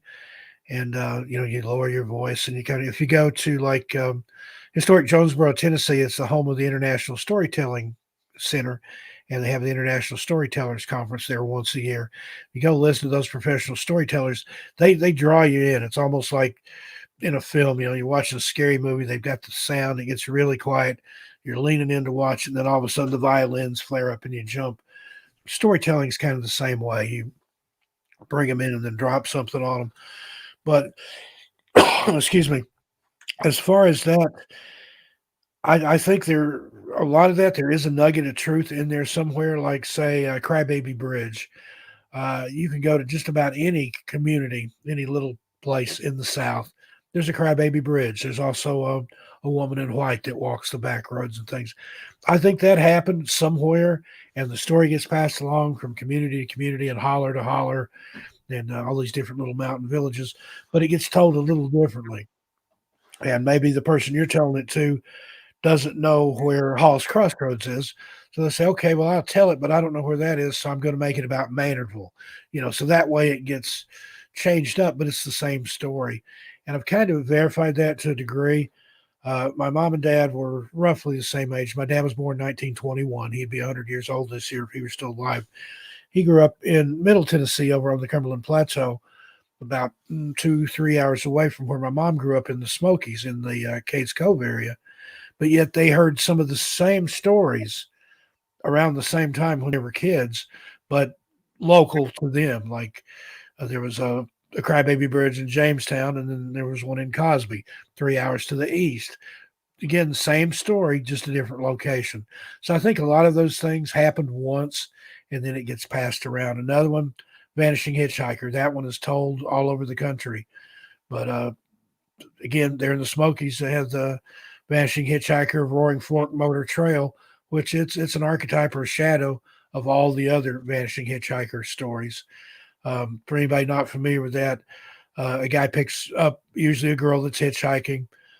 She's cold. He lends her his sweater. She's trying to get home, and he either gets to her home and goes around to let her out, and she's not there, or sometimes she just disappears along with his sweater.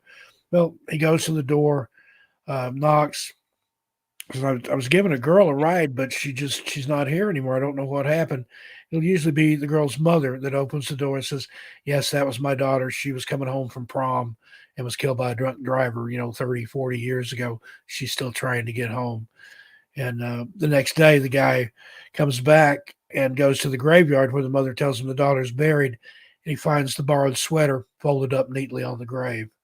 So that's just one version of it with different parts, but I've heard it told several different ways. Couple more questions here. Crime Web is asking, are some people more prone to having these experiences? As far as the paranormal, I think so. It tends to come from the maternal side.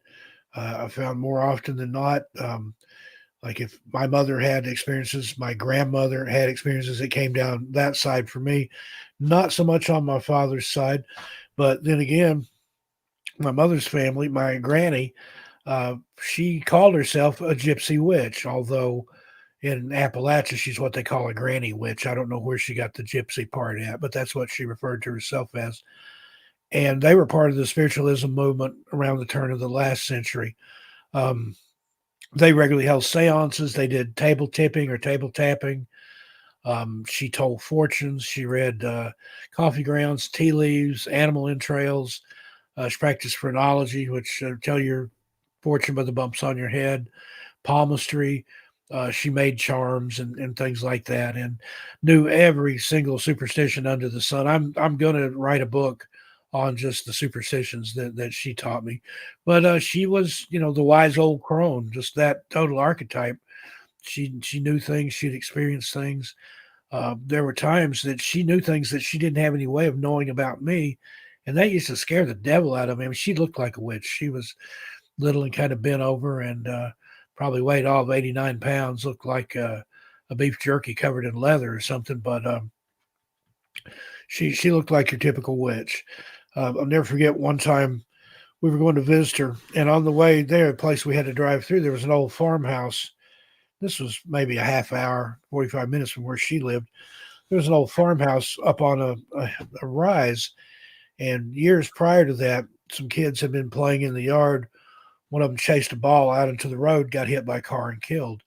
Well, there was something about that place that when we drove through there, I could always feel it. Even if I was laying in the back seat reading a comic book, I would get like a chill. I'd look up, sure enough, we're passing that house. Well, one particular night, we were going to visit her. I felt a chill. I popped my head up over the seat. Sure enough, there's the house. I went back down, was reading my comic book, and we got to her house. She took me into her sewing room, which had been a dining room in this big old Victorian farmhouse. But I don't even remember what the subject started out as, but she was talking about how you feel things. And I'm like, oh, yeah, I have five senses, whatever. She's like, no, I mean, you feel things like that spot on the highway on the way here tonight. And I just, my jaw dropped, my eyes got as big as saucers. Says, I hadn't said a word to my parents, certainly hadn't said anything to her, but she knew I had experienced something on the way to her house, and she had no way of knowing that. So, yeah, Wow. you didn't mess with Granny. No kidding. B. Hoff is asking, what was the human Fey war about? The biggest thing was a respect for nature. The Fae are very into nature and very respectful of nature. And of course, when the white settlers came in, they tore up everything, chopped down the trees, uh, just disrupted everything for their own need, and didn't have any regard for the Fae or what they were already here doing. The same way with indigenous people. Supposedly the wars and problems they had with the Fae were for using things for their own needs without giving something back to the Fae. Again, that's just part of the fairy lore, but who knows? There are places, particularly in Scandinavia, where if they're building a highway, they'll go all the way around an outcropping of rocks rather than blow it up and go straight through them because they're afraid of upsetting the trolls or whatever they believe lives in those rocks. So it's not just it's in all cultures. There's little people in to some degree in all of these cases.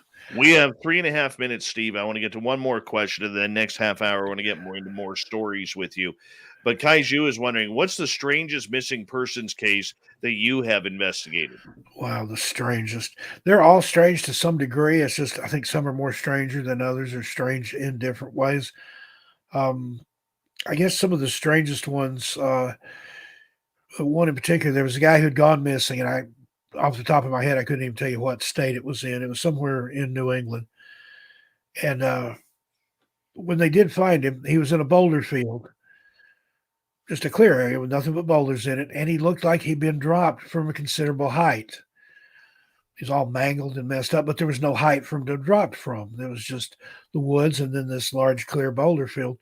Well, the Algonquin natives have a story about a creature that looks like a rock, and its favorite thing to do is to open it up and swallow people and then crush them to death inside the rock and spit them back out. What do you think about that? If this person had been swallowed by the rock, crushed, and then spit back out, he might look like he had fallen from a considerable height and all mangled up and stuff. That's one of the strangest ones as far as no reason for him to be found like he was found in an area that had already been searched, no less. That happens more often than not. 2 minutes to go. What is with these boulder fields? We hear so much about them.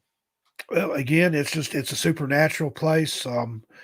There's things in the rocks. I mean, if you believe in the stone tape theory and things like that, certain types of granite or anything with a lot of quartz in it, it can hold on to things and maybe even play things back. The way the stone tape theory works, that's the explanation for some ghost appearances, presumably.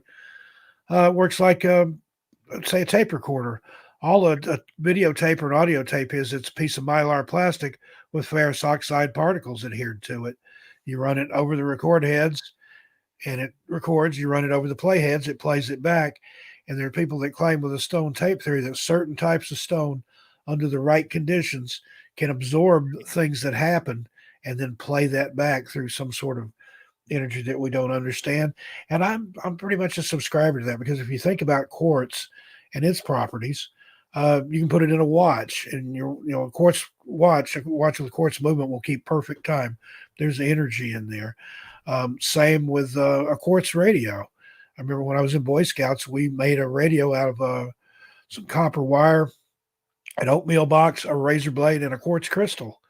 And that crystal was able to pick up those radio waves and through the other apparatus there, play it back in a way that we could hear. So quartz has some properties that we don't understand. Another thing I've read, or that I don't understand, maybe some people do. Another thing I've read is a lot of the ghost trains, the spook lights that they see along railroad tracks.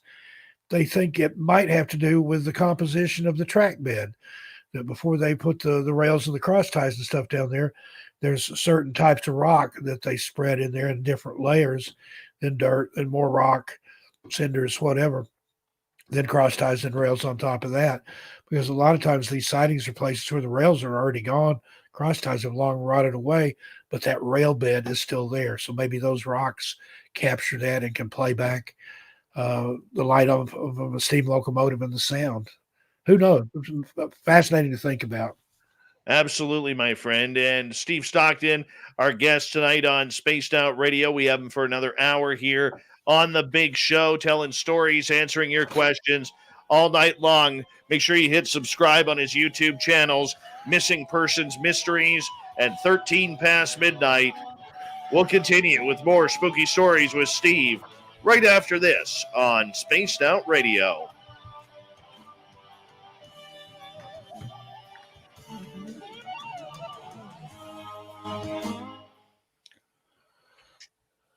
All right, dude, we're clear. All right. Good deal. A lot of fun here, getting some good questions. Oh, yeah. Oh, yeah. You've always got a good audience here, though. Yeah, they're all right. I'm teasing. I'm teasing. They're amazing. They are amazing. Kaiju, you read my mind. I was going to get into portals and dimensions with Steve coming up here.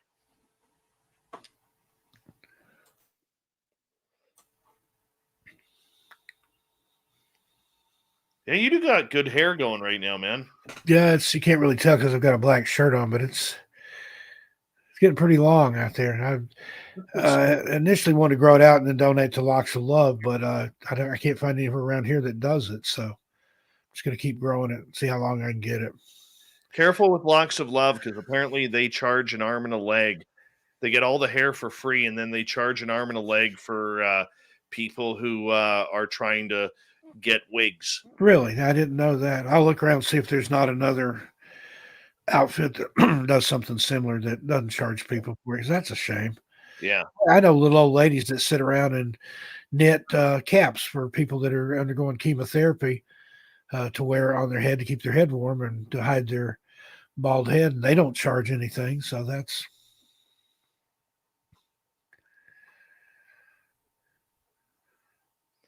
Yeah, it's like Goodwill in the United States. Goodwill is, It's terrible. yeah, Some it's of them are better than others. The not one that, Goodwill, that's for sure. yeah, the one that we have here is the Goodwill Industries of the Willamette Valley. The lady there got in so much trouble and had to step down. She was drawing like I think a 7-figure salary or something like that. And, everything they get is donated to them.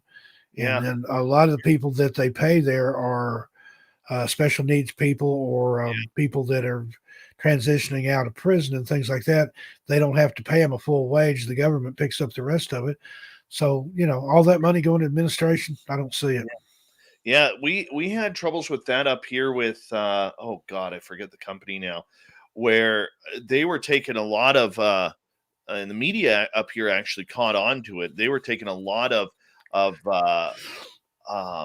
harassment from people who had donated, and then they go back a week later and like this one lady donated a ski jacket, went back a week later to do some shopping at the thrift store and saw the jacket that she donated for free on for $249. Yeah.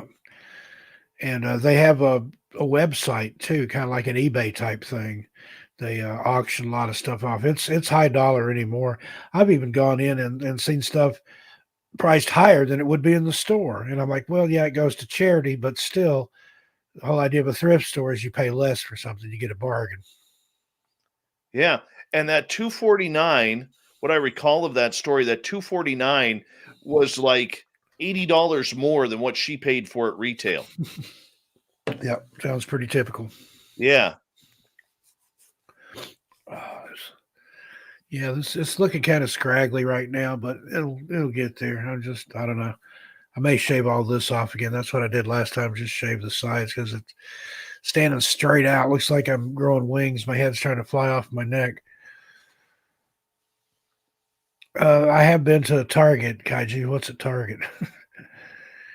Somebody saw my book at Target in Florida. That's how you know you made it, when the discount stores have your books. Say if it ever shows up in Piggly Wiggly, I'm going to go do a book signing. You know what? If I was an author, I would go around looking at the bookstores where my books are, and I would sign autographs in the books. Yeah, just put them back on the shelf. Hi, Oli. How you doing? Yeah, just sign them. That would be cool. Or Connor, Bigfoot Anonymous. Have you ever had him on your show? No, he's in my chat room quite a bit. You need to get him on. He lights up the entire room. He's written like 4 books on Bigfoot and other cryptids. What he does like a guerrilla book signing. He'll take a little folding table and a stack of books and go set up, say, in front of a comic book shop or something. Yeah. Sit there and start selling signed books until they chase him away. I'm like, that's brilliant. I've got to try that. Wow, that's ballsy. Volume 1 of mine and volume 2, volume 3 is coming out in December. So, all right. I just want to say a big thank you to Excalibur, Simon ×2, Tessa, Ed, Mark, Sally, and Smithy for the amazing super chats. It's a great way to support what we do on this show on a nightly basis. Make sure you check out all of Steve's books and all his team, like Gemma Jade. My Gemma's book too. It's amazing. I've read this like 8 times. Here we go, buddy. Okay.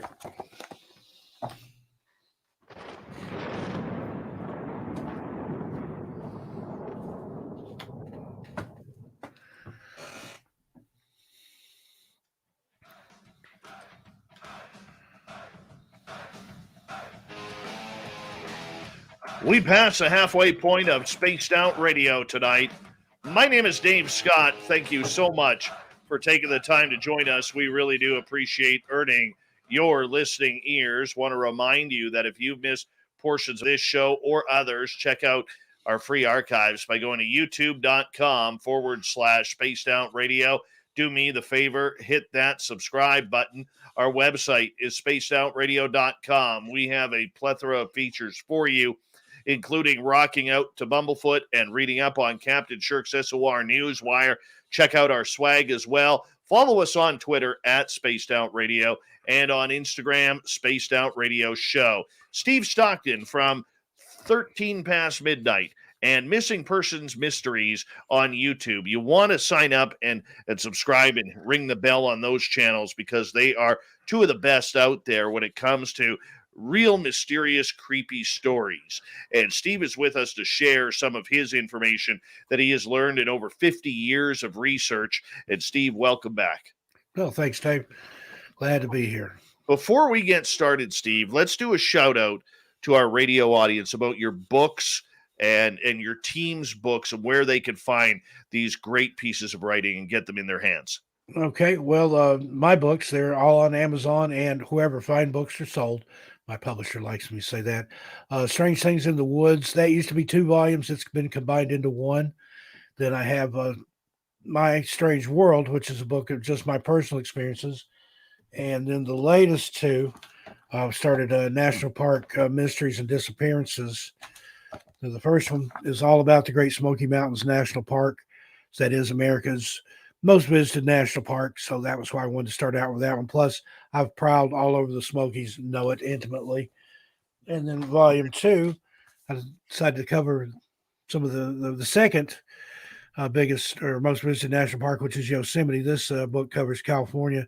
It's got not only Yosemite, but Mount Shasta and Joshua Tree. Couldn't think of the name of the other place. Volume 3 is in the works. That'll be out in mid-December. It's Pacific Northwest, including Oregon, Washington, and Idaho. A lot of creepy disappearances and haunted stuff up here. And then Gemma Jade, my protege, she'd come out with Missing, the Faith Theory. It's how she works the faith theory into the missing persons thing. And I wrote the blurb for the back here at the request of the publisher. Gemma's thought-provoking theories solve so many unanswered questions regarding those who have mysteriously disappeared from the face of the earth. Beware the Fae. Steve Stockton, best-selling author of National Park Mysteries and Disappearances. And yeah, the California book, it's back at number 1 again. I think in Shasta Travel Guides or something like that on Amazon. Wow. But they're all on Amazon in ebook and paperback format. And going to be giving away some signed copies a little bit later on, probably next month, I think. We're getting ready to do a giveaway on Missing Persons and Mysteries, give away some merch over there too. That is awesome. That is very awesome. And I do want to point out that a week ago tonight, we had Gemma Jade on the show here on Spaced Out Radio. Yeah, that was a great show. She was amazing, absolutely amazing. She was so nervous, but she did so well. And we want to make sure that everybody goes and checks out that show from our archives as well. Steve, I want to get into dimensions and portals because a lot of these people who disappear and vanish into thin air, never mind in the forest where you're battling the elements, but a lot of times in cities or around their own homes, they just vanish and disappear. You hear these stories out of Boston where, the guys are out drinking on a Friday night after work. They're all in their 20s, early 30s, going for a couple of drinks and, they're club hopping. One guy goes into the alley because he's got to take a pee or something like that.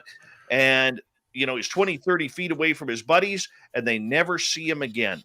Do you think a lot of this is related to portals and dimensions? It could be. Now we've covered that extensively. There's a lot of those cases, and the ones that are found again, they usually show up in a nearby body of water, and they may have been missing for a month, but they're only been in the water for maybe a few days. So where were they all that other time? There's video surveillance of people entering bars and never coming back out ever. or if they do, they're found in body of water, but there's no surveillance of them coming out or anybody putting them in the water. You have that in Manchester. They keep finding people in the canals over there in Manchester, UK. They call whatever it is the pusher. They think somebody pushing people into the canals. I mean, I lived in Las Vegas for a while. It's got a lot of surveillance cameras there, but the UK has more than any place I've ever been, even more than Vegas. Yet someplace like Manchester that's just literally filthy with these surveillance cameras. They're on every corner. How could they not have footage of somebody, if it is indeed somebody pushing these people in the canal? I think there's something more at work there. Now, there is a theory about the smiley face killers where they've found people in the water and that have disappeared under mysterious circumstances. They'll find a smiley face close by. But again, that's the most popular piece of graffiti there is, at least in the United States. So who's to say if that's not just coincidental? Although I'm not a big believer in coincidence. We did a little 2-part mini documentary about the smiley face killer theory over on the channel. Let's get into that. Let's get into that because that's an interesting theory that there are retired detectives out of New York and Massachusetts that are looking into this smiley face killer theory, which they believe, and please correct me if I'm wrong, that is a group of serial killers that will attack anybody. I mean, everything is so ridiculously planned. They just got to find their victim. Yeah, I can't remember the gentleman's name, but he is a retired detective, and there's another guy that's, I think, forensics that works with him. They wrote a book called, it's called Studies in Drowning Forensics. That's kind of where they start putting their theory together.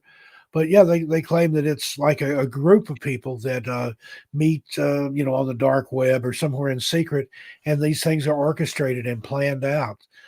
Kind of like they're proving now that the Son of Sam killings were in New York. Berkowitz admitted to being the trigger man on, I think, 2 of those, but he said there were other people involved. And there's a guy with a YouTube channel, just put in Manny Grossman, Grossman. He's blown the whole Son of Sam case wide open and has proven beyond a shadow of a doubt that it is a group of people that was doing that. And these guys conjecture that it's kind of the same thing with the smiley face killers, that it's some people say it's even truck drivers. They travel across country, they meet up, kill somebody, and then get back in the truck and go on their way. But it gives you pause for thought, when you kind of use that as a template and overlay what's going on. And that's one of the explanations that does fit. Very interesting. Very interesting indeed. But let's get back to portals and dimensions here, because a lot of the UFO talk recently is, where do these craft or these potential beings come from? Is it outer space? Is it from the future? Or is it from parallel universes or dimensions? Do you have any stories on dimensions or portals regarding? Yeah, I had a lady that we do a listener stories compilation every so often over on Missing Persons and Mysteries, where people send in their supernatural, unexplained encounters with anything. It doesn't just have to be about missing stuff. And I had a lady write in. I even invited her on the show, and we interviewed her about it. When she was a little girl, the neighborhood that she lived in is a rural area, and some people up the street from her had a Coke machine on their front porch. And she said it was, just a way to make a little extra money. Plus, it was kind of a neighborhood gathering place. People would come up and buy a Coke out of the machine and stand around on the porch and talk. Well, she's on her way up there to get a Coke. And on her way, it's just a straight shot from her house right up the street. Well, on her way there, she passes a man standing in a vacant lot. And he says, nice day, isn't it? Or something like that. But before you get the words out, he's just disappeared and gone. And she's thinking that was weird. And as she's going on to get her Coke, she's thinking more about that vacant lot, thinking, why did we never notice that before? That'd be a great place to play kickball or just hang out. Where she gets her Coke, turns around and walks back. Well, she passes where she saw the vacant lot and the man. There's no vacant lot there. There's a building there, a house, I think. And she said she knew there was no vacant lot there, but it just didn't dawn on her. That house had been there as long as she could remember. Of course, she was just a little kid. But when she passed by it the first time, it was a vacant lot with a man standing in it. And then he disappeared as he was talking to her. And she believes that somewhere the dimensions kind of got too close together. She described it as, say, silk screens, where if you can see through one to the other, and sometimes they get just a little too close and they touch, and you can see everything in both sides of the screen, and then they part back. But since she knows that she saw the man, she talked to the man, she was observing the vacant lot and thinking about it, till on the way back it dawned on her, well, it's not here, and there's never been a vacant lot there. And she thinks that somewhere there's probably a man that was standing somewhere and watched a little girl walking down the sidewalk. He said hi to her and she disappeared. So it probably goes both ways. And I think there is something with that, with the portals, with the dimensions. I don't know if I think it kind of runs congruent with ours, that there's several dimensions that are there all the time and we can't see them, but sometimes they kind of bleed over into one another. There's been some disappearances like that where people are maybe on a trail and then suddenly they realize they're not on a trail. They look back behind them. They haven't been on a trail in a long time. Nothing looks familiar. It's like all of a sudden they're in one place and then suddenly they're another, like stepping through a portal. And there's been cases where people could see and hear people searching for them, but they obviously couldn't see the person that's being searched for. They're yelling, they're jumping, they're calling back, waving their arms, and so the people would just pass them right on by, at a distance. So it's like there was a separation there, but she could still, this one particular lady, she could see and hear the people searching for her, but they couldn't hear her. She said, I'm screaming. And she said, they're just like on the top of a ridge. I can see them. There's no way they couldn't hear me and see me. So that kind of things happens. And then it does happen in the cities. I had a thing happen in downtown Portland one time that I think was some kind of time slip. I was coming around the corner by an old building from probably the early 1900s. And as I went around the corner and turned left, somebody was coming around the corner the other direction, turning right. And he had on like an 1800 style suit and a tall hat. It wasn't a top hat, but a taller type hat. And just so I went around the corner, I thought, man, what's that get up for? Is there some kind of steampunk something going on? Or is this guy a role player? I've got to get a better look at that outfit. So I immediately just turned on my hill, went right back around the corner. There's nobody there. The sidewalk, and there was no doors or anything on that side for a couple of blocks. It's just this huge building. There was nobody there. There was traffic.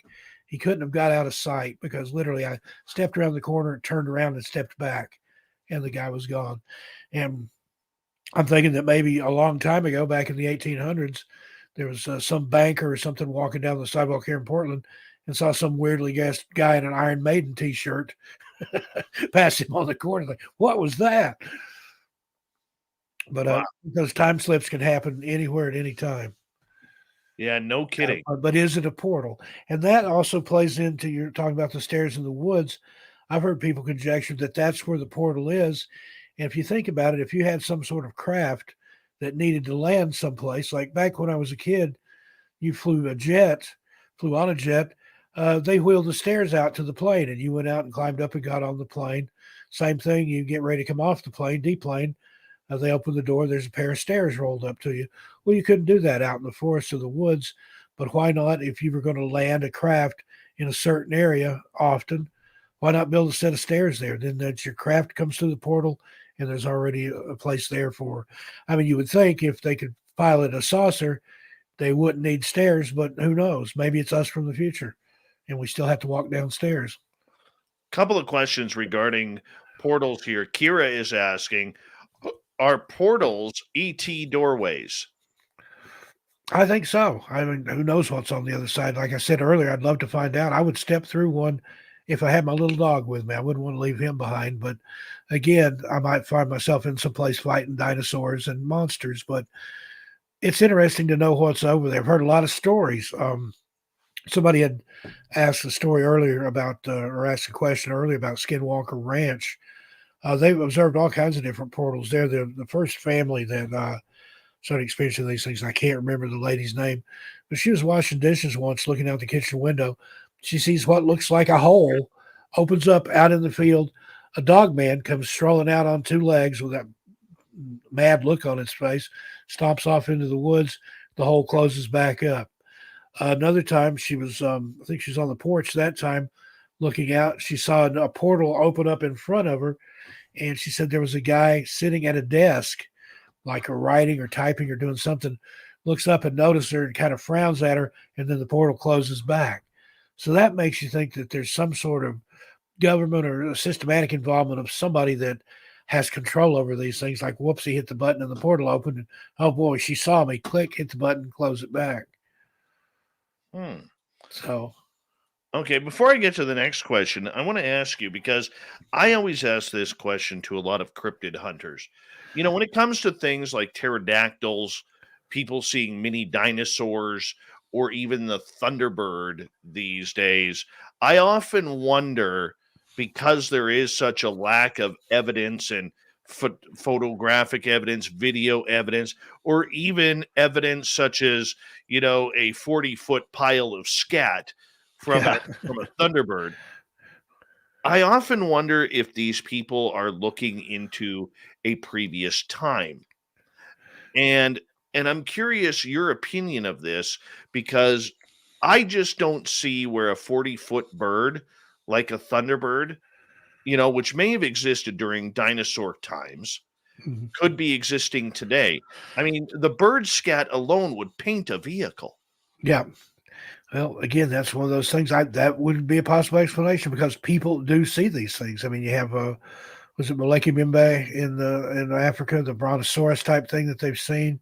You have the thunderbirds in the southwest. You've got the pterodactyls. I think those have been seen like in Ohio or somewhere like that. And there's actually a picture. There's two different ones floating around the internet. One is purported to be a fake, and the other was from Saga, I think, magazine back in the 60s, 50s or 60s. That's supposedly real. A bunch of cowboy-looking guys holding a pterodactyl with its wings stretched out, and they've got their rifles and stuff. I think that, or maybe it's they are in another dimension, or maybe in the past and somehow come through, because occasionally they find things that they think are extinct, like what's the fish? I'm probably going to mispronounce it, coelacanth or coelacanth or something Yeah. like that. Fish that they thought was extinct millions of years ago, yet they've found them. They have them. It's not just a conjecture or rumor.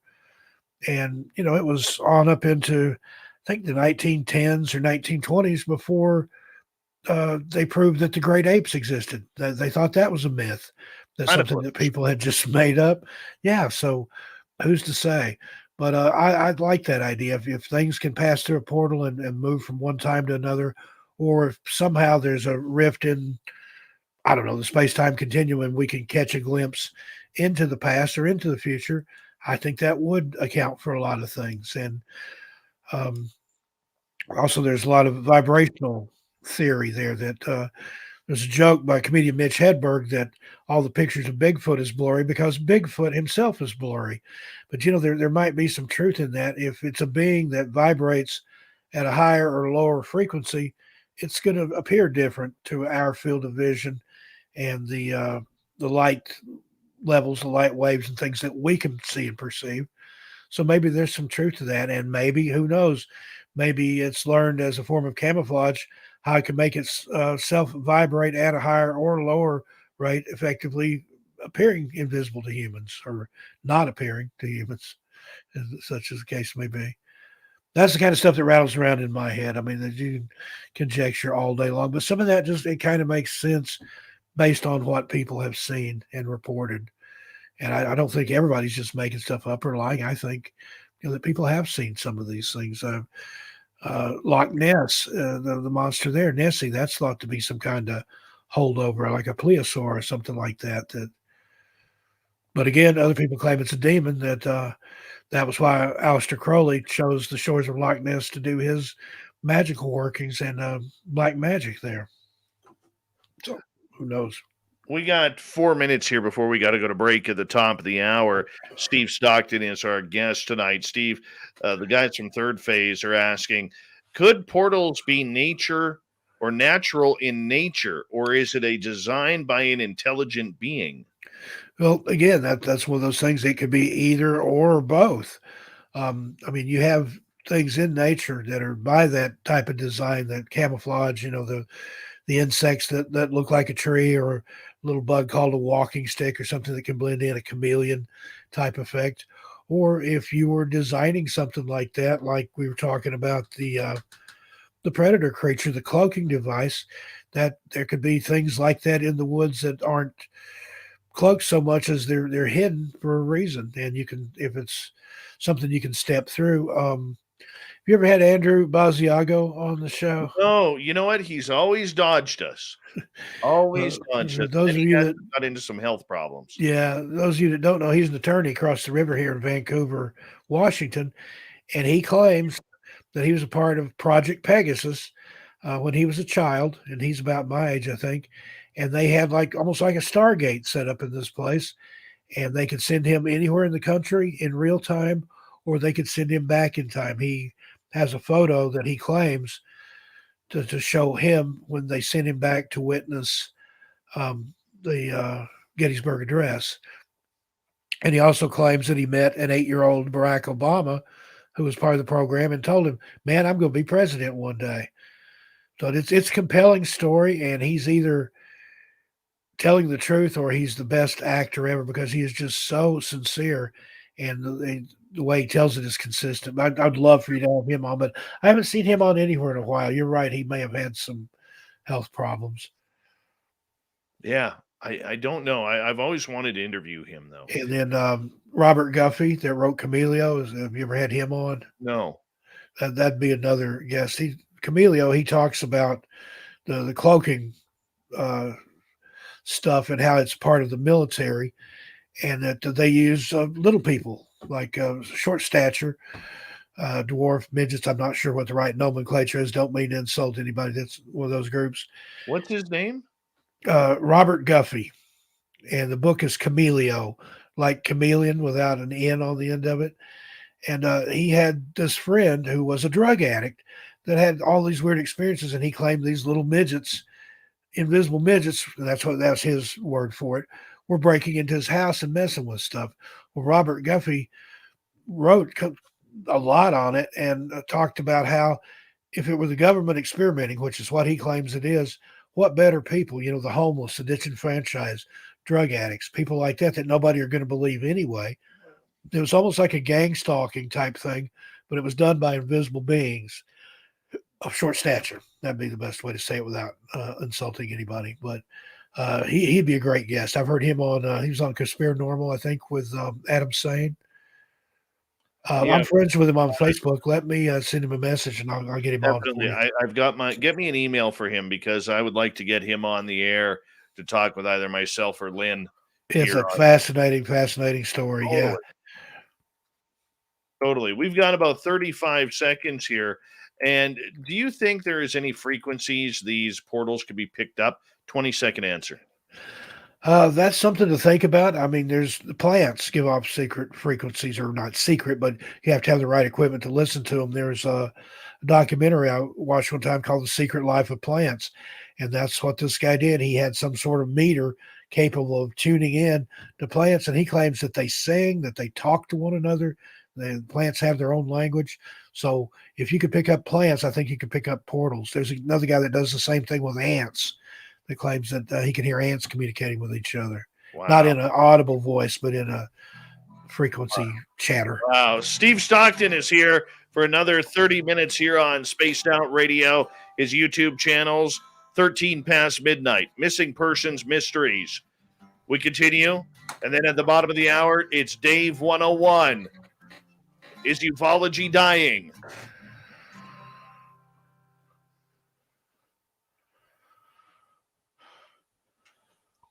All right, brother, we're clear.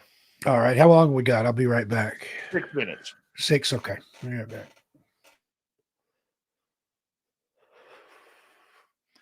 Thank you, Kaiju. Yeah, Steve is amazing. He is amazing.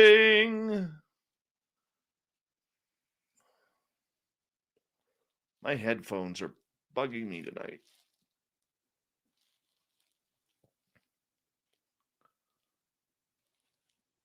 Thank you, Third Phase.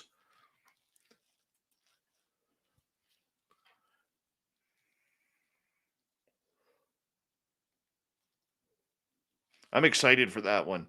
Hey, guys, is this one going to be available in Canada? Because I know your last one's on Amazon Prime. We couldn't get them up here.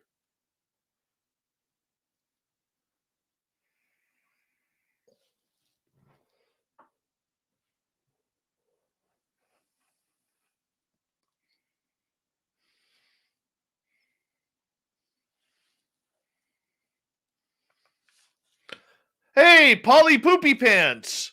What's happening? There's Polly Poopy Pants, everyone. Look at that. Oh, Polly Poopy Pants. Polly Poopy Pants. Yes. There's my man. It's my best friend. One of my best friends. Polly Poopy Pants. I'll even run my hair. You know what, Polly Poopy Pants? Just for you, I will use some True North here. Now, we're getting into the season. I'll use some winter blend of Mighty Moose beard oil. And if Gary the Dutchman's watching, he's going to be pissed off because I'm going to give you a promo code for this. All you do is drop it into your hand, like so, and then just massage it in. That's it. Massage it in. It's good for men on their beards. It's great for the ladies and men with nice hair. It oils and moisturizes naturally. It's no chemicals, all natural. Helps prevent split ends. And you can use it. Use promo code SOR19 by going to MightyMooseBeard.com. Tell them Polly Poopy Pants sent you. Yeah. Polly Poopy Pants, it's 11 o'clock. What are you doing awake? Usually in bed like 2 hours ago, man. 3 hours ago. Casual conversation, gorgeous Gloria. Yes, he really did poop his pants. That's why we call him Polly Poopy Pants. But I tell you, don't call his wife Mrs. Poopy Pants. She will go ballistic on you. No, no, no, no, no. I made that mistake. She chased me with a butter knife. Through a telephone.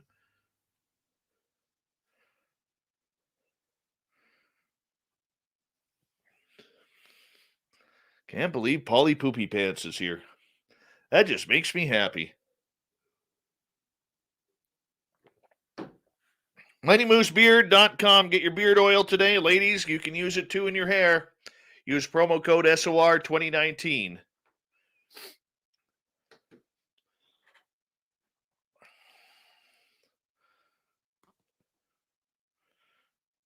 That is awesome. I can't believe Polly Poopy Pants is here.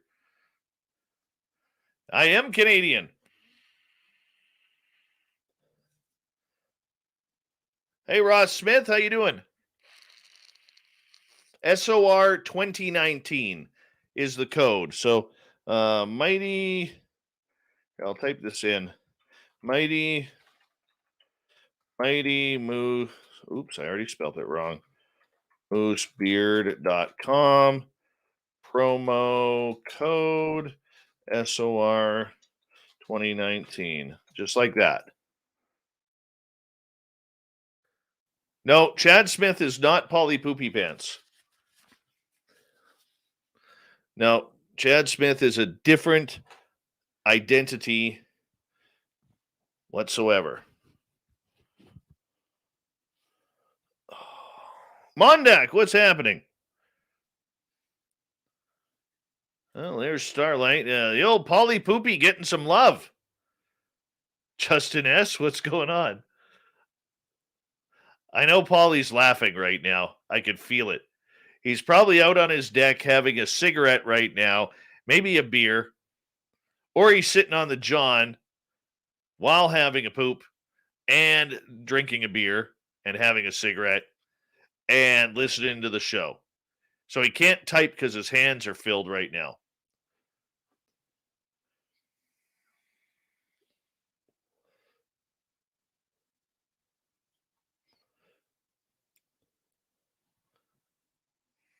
Mm-hmm. Probably, Kaiju. Probably.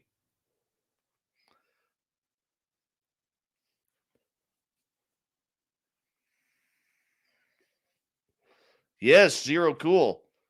Or he's sitting with Bigfoot, both pooping, smoking a cigarette. That is very true. Burger Hustler, welcome to our channel. Thank you. Hey, a big thank you to Excalibur Full, Simon times two, Tessa, Smithy, Sally, Mark, and Ed for the amazing super chats. It's a great way to support this show throughout and what we do on a nightly basis. Hi, Terrible Times. How you doing? And thank you to all the veterans who are tuning on in. Remember, you always have a safe home here on Spaced Out Radio. And of course, to all our regulars who are here nightly, we absolutely love you and appreciate each and every one of you. Don't forget to stick around. I got the Dave 101 at the bottom of the hour. Steve Stockton, get ready. Horns up, people.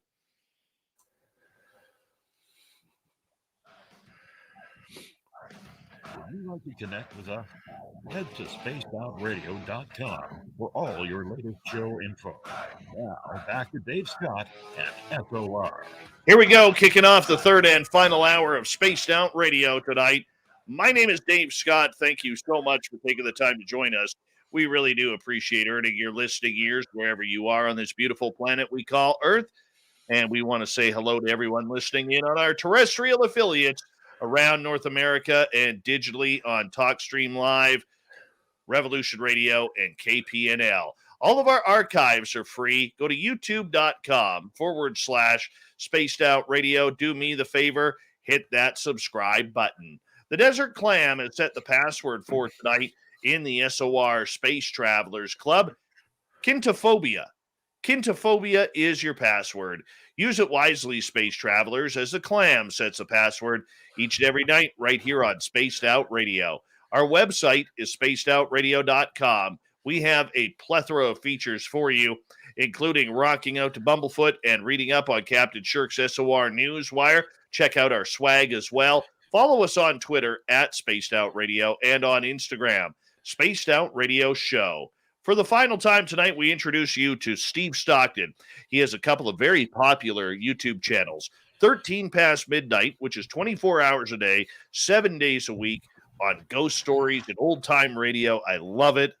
And, of course, his big channel, Missing Persons Mysteries, where it goes into the weird, strange dealings of people who just vanish. Steve, welcome back to the show. Thanks again, Dave. All right. I want to get into Sasquatch and Dogman. We haven't really touched these tonight. And these creatures are apex predators for the best that we know. We don't know if they are natural to this planet. We don't know if there's some kind of rogue government experiment. We don't know if it's, a lot of First Nations legends where, especially with Bigfoot, that the Sasquatch means a wild man. Or in my area, they call it the squitch, that means wild man as well. Okay, where a long time ago, rogue First Nations people ran away from their tribes and their reserves, and they ended up, becoming wild people of the forest. We don't know what they are, if they're from outer space or what have you, or maybe they're part of the Fey realm. What's your opinion on Sasquatch and Dogman regarding where they are from and what they are? Well, Dogman, to me, is kind of a newer entity on the scene. We've heard about Sasquatch now for a long time. And if you look into that, it goes back, and Sasquatch, it's kind of in all cultures to some degree. I mean, you have it in the Asian countries. You have it throughout North America and South America. Not a lot in the UK in that area, but there are some occasional reports. I think that it is some sort of creature that doesn't exist, but I'm not sure how much of it is the entity and how much of it is just, something that a species that we're not aware of. And kind of just, if you look at all the different stories and put them together, it seems to be a blend of both. And I think the thing with Dogman, it's the world's gotten a lot smaller with the advent of the internet, and people are able to tell stories and get them out there quicker. And then that'll kind of jar other people to think, oh, yeah, I had a similar experience. Maybe that's what I saw or what I encountered. Dogman, he sort of seems to me to be a take on the European werewolf legends, because you have places where you have both. Like in New Orleans, they've got the Loup Garou, which is the werewolf or in Louisiana. And then they've got the Rougarou, which is the Dogman, totally separate creatures, but similar. And I think it's just something that's come more to the fore. Who knows? Maybe the Dogman has just ramped up his practices recently within the last couple of decades or so. But again, it kind of goes into all the native traditions and stuff. There's a lot of animals like that. There's one I've been hearing about recently called the not deer. It's a deer, but it's not a deer. It's a deer that can walk on two legs. So that's kind of creepy to me. I just imagine the ones out here I'm going up and down my street walking on two legs. But heard a real interesting story. Can I ask you a quick question before you tell that Sure. story? What's the difference between a not deer and what we're hearing about this Wendigo? Probably not much. I think it is just some sort of shapeshifter or a creature that any of those, especially in the Navajo tradition, some of your Southwest U.S. tribes, that their shapeshifters can take on anything, any type of shape or form. But this story, I can't remember. I think this was, I want to say it's Colorado. A guy had pulled over for whatever reason. I think he's in a big truck, and he might have just pulled over to get some rest. And he saw a deer come down a grassy hill, comes up to the guardrail. He's watching it, suddenly turns into a man. It wasn't a two-legged deer, but it just turned into a man, steps across the guardrail, walks across the road, steps across the guardrail on the other side, turns back into a deer, and bounds off into the woods. And the guy's like, I was sober. I was wide awake. I know what I saw. What on earth was that? I mean, again, is that a not deer or is that a shapeshifter? It sounds more like a shapeshifter to me. He didn't mention whether the person appeared to be indigenous, Native American or not, but I'd be willing to bet that it probably was. Those the shaman and the mystics, and they're particularly in the southwestern tribes. There's some strong magic out there, Dave. Like that area where Skinwalker Ranch is, the Navajo and another tribe. I want to say the Utes. There was a big war there, but like a magic war between the shamans and the medicine men. And a lot of people claim that all that's going on out there now is residuals of that stuff that's gone on for a long time, or went on for a long time ago, and is still to some degree. But I think Dogman, he's a cryptid. He's like the Bigfoot or the night walkers or night crawlers. I'd love to know what those things are. They've seen those in San Diego and again at Yosemite. It looks like stilts with a pair of pants on it, and just it's walking around by its own volition. Frightening. No head, no body, just a pair of legs, but it's draped in some kind of pants. There's even a lot of people that subscribe to the theory that all these things that aren't human, the cryptids and the strange anomalous entities, are fallen angels. That part, the Nephilim, that they can take on shapes and appear frightening. And I've heard other people claim that the veil between the two worlds, it normally thins out this time of year, but I've heard people say that in this year in particular, that it's been getting thinner all year, and that's why we're seeing so much unusual stuff and such a rise in entities and supernatural experience and things, that something is going on the other side, and it's getting crazier out there in our world because of it. Very strange. Gloria wants to know, out of all the stories that you have covered over the years, do you have one that really sticks out for you that you haven't shared that maybe freaked you out a little bit? I would have to think. Pretty much everything I've shared, though. I like to talk. I like to come on shows like this. There's not really anything I've held back. Now, I didn't tell the Black-Eyed Kids story for a long time, just because it did unnerve me. So it's gotten easier to tell. I'll probably never write that one down because I don't think I could ever convey the fear that I felt. First time I ever told it was on the old Art Bell show. Art was sick that night, and Heather Wade was filling in for him. And she and I are friends in real life, and she goaded me into it. But I've had strange things happen that night and subsequent other nights that I've told it, but it seems to lessen over time. Gosh, I've pretty much anything that I've experienced, I've already covered it in one of my books, or I've talked about it. Probably the ones that I haven't told yet are the ones that I haven't experienced yet, and I'm working on that. I've got a trip planned out to Joshua Tree, probably in January or February, and then when it gets a little warmer, I'm going to take a group and go up on Mount Shasta and see what we can see. So that'll be the ones to watch for, the ones that I haven't experienced yet, because you guys will be the first to know. But I've experienced a lot of different things. Said I'd love to see a Bigfoot. I've never seen one. I live out here in the middle of Bigfoot country, and it's not for lack of looking. Said I've seen the footprints. I've smelled them. I've heard them.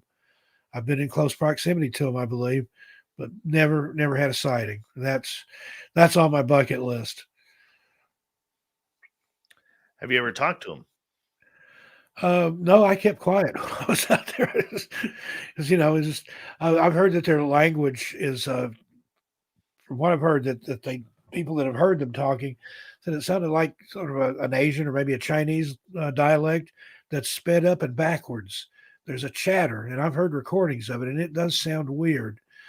We got a guy over in Washington State here that goes out in the woods and drums for Bigfoot. He takes a full like a rock kit out there with a bass drum and a snare and cymbals and a tom, and sits out there and does a rock and roll beat, and claims that the Bigfoot enjoy it. I don't know. That's his story, but he has had experiences. One time when he was playing the drums, he said something ran down the hill and jumped over a dirt road. He said that would have taken him at least 2 or 3 strides to cross. One of the So, mysteries I always like about Bigfoot, and maybe you've noticed this too, usually you only find one track or mhm. one print, and it's usually the right foot. Yep. The 2 different ones that I've seen were both right foot. One of them was in the mud, and that was in East Tennessee. I can't give the area. I'm kind of sworn to secrecy. A guy didn't want me to tell where because he said everybody would show up and trample his property, and he likes to lease it out to deer hunters. And the other was up here in the Gifford Pinchot National Forest above the snow line a few years ago. And it was going into the snow, but it was just one footprint. But it looked like maybe he had walked up, stepped in the snow, like, oh, that's cold, and then just stepped below the snow line and continued on, maybe. But it is weird. Now, I've got some other stories of people that have found strange footprints. There's one where a guy was out in the snow and found what looks like a child's footprints, like a toddler. He followed them into the woods. They came to a little clearing, and then they just ended. So what was that? Where did it go? Why would there be a 2-year-old out walking in the snow barefoot? And furthermore, did it just go straight up? What happened? That's to me, that's the really creepy stuff. They had that at Skinwalker Ranch. They talked about losing cattle. And then when it came a big snow, they thought, all right, we'll figure out where our cattle's going. Well, they followed the cattle tracks right up to the wood line. They stopped. Nothing beyond that. The cow didn't turn around and come back out. But the guy did observe up in the tops of trees, there were a bunch of big broken branches and limbs up there. So said it looked like whatever took the cow took it straight up. So again, is that UFO? You have the cattle mutilations and the cattle abductions dating back to at least the 60s, I think, if not beyond that, with the most famous one, Skippy the horse. That lady in Tell us that story. that was her lady's horse had gone missing, and she wandered around. She had a big farm or adjoining property or something, and when she found it, um, it was obviously quite dead. Its organs, reproductive organs, had been removed. She said it looked like with a scalpel, and it was totally denuded of flesh from the neck up. I don't remember if it was including the head or up to the head, and it had been exsanguinated. There was no blood, no liquids of any kind in it.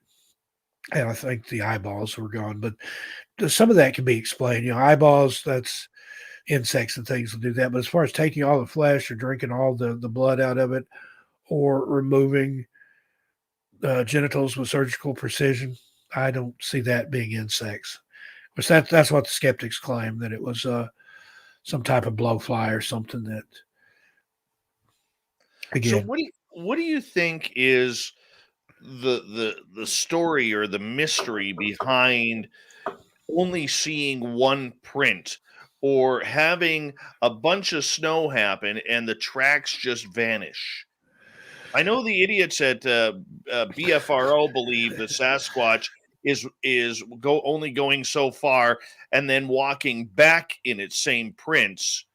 Yet there's no proof of a double print inside that step. I mean, it's Yeah, the most ridiculous thing. I've heard that theory, but if you've ever tried that, it's almost impossible. I agree with you. I've tried that. I've tried to walk backwards in my own tracks in the snow, and you can tell it does. It leaves a double impression, and you can tell where the weight of the foot is hit on the heel and the ball of the foot. It works differently when you're walking backwards. So Agree. I don't know. I don't know what the one track thing is. That might even point to a hoax.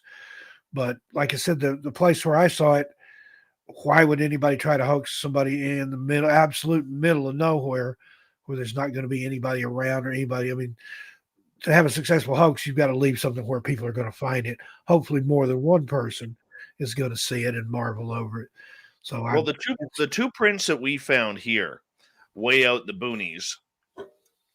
One, my buddy found it was right on a logging road, and if you've been on a logging road, you know how compact that gravel road is. It's like concrete, and there was one print in there, and the other print we found about 200. Excuse me. We found about 200 feet in the forest from it, and it was about 3 inches smaller. yeah. Strange. Yeah, the one I found above the snow line, I wasn't even looking for Bigfoot tracks necessarily at that point. We knew there was sightings in that area of the forest that we were in, but it was like April or May, and I just wanted to walk up and see the snow. And my friend that I was with, she stayed by her Jeep, and I said, I just want to walk up and look at the snow. So I had to walk through the woods. I mean, I could see the snow off in the distance. So I walked up there to where the snow line was, and then here's this giant footprint, and I yelled for him, like, come and look at this. And there was a little bit of melt there, so again, that could account for the size of it, but it was a bare human-looking foot, 5 toes. And but it was kind of at an angle on a bank. So whatever could have been walking could have just stepped inadvertently in the snow and then got back, just stepped over out of the snow if his feet were cold or whatever. But strange. But yeah, the one that I found in Tennessee, it was in an area near a creek, near a marshy area, but where the one footprint was really boggy. And then around there, the earth was soft, but not like it was where that one print was sunk in. So that would kind of be understandable that it steps in, it starts to sink, and jumps over here, because I've heard about Bigfoot leaping over a paved highway. Another story similar to the one about the drums. A guy was walking in the woods with his family, and something ran out of the woods and jumped over a 2-lane road, landed on the other side, and ran off into the woods. So, anything that big, and if it's agile enough and can leap like that, then maybe that's why it doesn't leave footprints. Maybe we're not looking far enough apart for them, instead of just a little 1 2 1 2 1 2 like humans do. No, very true. Very true. Steve, we only got about 5 minutes left with you tonight. And I like this question from Behoff. I'll end on kind of a funny mode here. How about any Bigfoot pee or poo? Never found? Serious question. Well, and that's a serious thing to look at. Pee, I don't know. How would you know it was Bigfoot? But one of your friends, Butch Wiskowski, he had a photo that he was shopping around there for a while that he claimed might be Bigfoot scat. Did you ever hear anything else on that? I think he was going to see if they could pull DNA out of I it have or never something. heard about that since. But I've got the picture somewhere. I don't have it readily available, but it's, I mean, seriously, as big as my arm. And there was a cigarette pack and looked like a McDonald's cup lid there next to it for comparison. And if that was Bigfoot, he takes some serious poos. But it's the only thing I can describe it. It looked like a human excrement, but times 10. If it was a person, that was their proudest accomplishment right there. But other than that, I mean, I've heard little bits and pieces that people would find scat that they couldn't explain necessarily, that looked too large or that didn't look like. For people that study and know that sort of thing, that track animals and things, you can tell about any animal by its scat. Bear scat looks different than deer scat, which looks different than a rabbit or a coyote or a dog or whatever. So if those people that specialize in that sort of thing, if they find something they can't identify, I would say it could be a cryptid like that. Same token, though, people ask why they've never found a Bigfoot skeleton. Well, have you ever seen a bear skeleton or an elk skeleton or even a deer? The only thing I've ever come across out there like that was a deer that somebody had poached and left the carcass out there. Just because you can't find the skeleton doesn't mean it doesn't exist. Look at the fabled elephant graveyard on the African continent. Supposedly there's somewhere that elephants go to die that nobody knows where it's at. Something as big as an elephant, how could you hide that? Of course, Africa, that continent's a big place. But again, same thing with missing people. You have people that go missing in the woods, never a trace. I mean, and even if there were animal predation and things, everything, I mean, animals, a bear or a cougar or things like that, they're not going to eat your clothes. They're not going to eat your shoes. Certain small bones have been found in some of these cases where people had their bones scattered by the animals. But the shoe thing, that brings up a whole other case there. A lot of people, they'll find their shoes and not the person. And there's some strange theories on that. Like if you've ever read the short story, about the guy that wants to hunt humans, the most dangerous game. If you wanted to hunt humans and give them a sporting chance, take their shoes and turn them loose in the woods. They can run, but not very far and not very fast. And it'd be easier than hunting somebody with their shoes on and running through this. So that kind of leads into that whole smiley face killer thing, that maybe they take their shoes and then hunt them for sport. And the theory on that comes from here in Portland. You have Shanghai tunnels where they used to drop people down a chute in the back of a bar or a brothel after they've been drugged, and then they ended up on a boat headed toward Asia. That's the whole Shanghai part of it. Well, I've toured those tunnels, and down there it's sandy, but there's also still these giant shards of broken glass from antique bottles. You think about that. You drug somebody, you drop them down a tunnel, take their shoes, and then in the area you drop them in, it's covered in broken glass. They're not going anywhere if they do come to before you get them on a ship.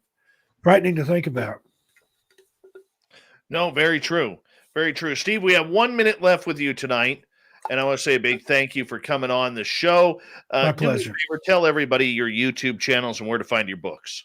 YouTube channels, Missing Persons and Mysteries. That's the big channel. It's just what it sounds like. The emphasis will always be on missing persons, giving closure to families or bringing the missing home. The mystery side of that, we take a lot of leeway with that. Some strange, some supernatural, particularly personal encounters. Listener stories is a great segment that we have on there. Also, 13 past midnight, I'll be going live on there in about a half an hour. Join me over there. That's mainly ghost stories, some other stuff, a little bit of this and that. That's my personal channel. Books are available on Amazon and wherever fine books are sold in ebook and paperback versions. My friend, it is always a pleasure to have you on.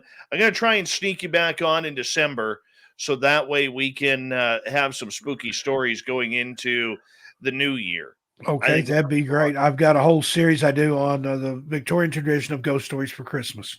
Beautiful. So let's do that. I'll talk to you in a couple of months. Steve Stockton, everybody, one of the best dudes, literally, in storytelling and research of the cryptid and paranormal world. Coming up next, we have Dave 101, so stick around.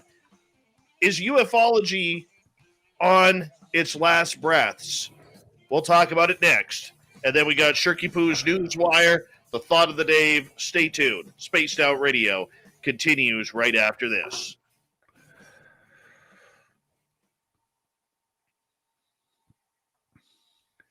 Steve Stockton, everybody. Oh, thanks, everybody. Sheila Loy, I love you too. I'd love the love that I get when I come over here. You've got a great audience, Dave. A lot of my people are here, but a lot of these are your people too. And I always feel warm and welcome when I come over on here. Dude, I think you are personally responsible for probably, I'm going to say 600 of our subscribers. Right on. honestly. And thank you for that. I mean, you're amazing, and I mean that truly when I say you're one of the good guys in this field, and you're a real blessing to this field. And I'm so glad to be able to call you a friend, man. Same, Dave. Need to get you on sometime on Missing Persons and Mysteries. We do campfire stories on Friday. Do a live panel. Like to get you on there sometime and interview you, and that way I can introduce you to 117,000 of my closest friends. I would love to do that, bud. Okay, I we'll would set that up. What time do you usually do that at? We do that on Fridays at 4 p.m. Pacific, 7 p.m. Eastern. I would even get off. midnight I UK. would even get off work early to do that with you, man. Okay. And somebody's asking there, I saw a question if I know David Politis. I have met David. He was at Squatch Fest here in Longview, Washington a couple of months ago. Got my picture made with him, and I'm holding my book. Sort of trolled him a little bit there, but I appreciate Dave and the research that he's done and the light that he's shed on the whole missing 411 thing. Really, he's amazing. Really is amazing. All right, my friend, I got to go prep for Dave 101 here. Yep, I'm going to go set up for 13 past midnight. This is I think night 452 that we've done in a row of the ghost stories at midnight. 252 nights in a row that went live. Where do you find those? There's a company called LibriVox, and what they do, they find stories that have gone into the public domain from around the turn of the last century, from the 1800s and early 1900s. They get volunteer narrators, record them, and then they release the recordings into the public domain. So it's a great thing. I probably need to volunteer over there just to show my support. But they have some really good narrators, and they dig out some really good ghost stories. That's fictional stuff for the most part. There's some nonfiction in there, but it's mostly fiction. But it's stories that would otherwise be lost. It's authors that you never heard of and probably will never hear of again. Now, there's some famous authors on there. Occasionally there'll be an Ambrose Bierce or H.P. Lovecraft or Poe, something like that you do know of. But found a lot of good authors from that time period, including my great-great-uncle Frank Stockton. He was a contemporary of Mark Twain and popular fiction author around that time. We've had some of his stories on before. So beautiful. You ever seen The Lady and the Tiger? Or The Lady or the Tiger? I've heard about it. It's that was one of his short stories. They actually made it into a short film. It's here on YouTube. I remember watching it when I was in high school in English class. But check out The Lady or the Tiger, Frank Stockton. The cool one is made, I think, by the BBC in the 70s. Got this classic Moog synthesizer track that's just totally funky. Right on. Buddy, I got to run here. Much love to you. I will give you a call tomorrow so we can start planning something, okay? Sounds good. All right, brother. Good night, everybody. Thanks. Much love. Take care. Steve Stockton, everybody. One of the classiest people in the field. Definitely a good friend of this show, and we absolutely love him around here. And anytime he's here, it makes life very, very good. By the way, I know a lot of you will be interested in this. I did get a message from Swamp Dweller who wants to come on in November and December again. He's got a lot of holiday weird stories that he wants to share with all of us, and he's getting rave reviews from his audience and our audience, so we're going to get him back in here as well. So that's going to be really cool over the next couple of months as well. So I'm pretty stoked about this. Oh, yeah. Very stoked about this. And, well, the live streams are recorded for Steve. So he just has to monitor it. He could go doze off and probably sleeps a lot during the day. Excuse me. Tomorrow night on the show, the crypto guru is back. Ronald L. Murphy Jr. We're going to have some fun with Guru, have some guru time. And thank you so much to Excalibur, Simon ×2, Tessa, Smithy, Sally, Mark, and Ed for the amazing super chats. Thank you to all our new subscribers out there. We're encroaching on 14,000. Got about just over under 400 to go. Here we go.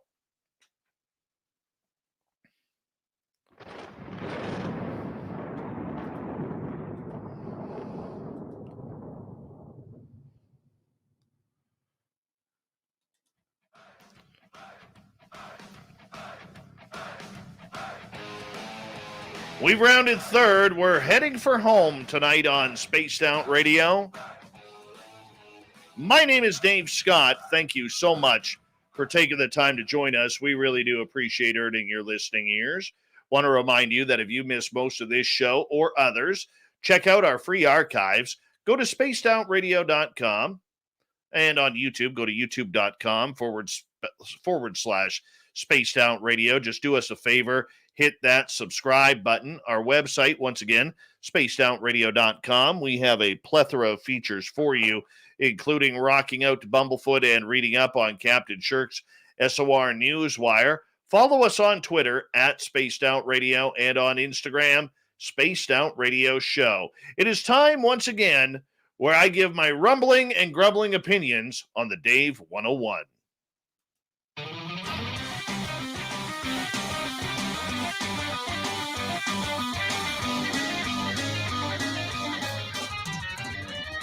It's time for Dave 101.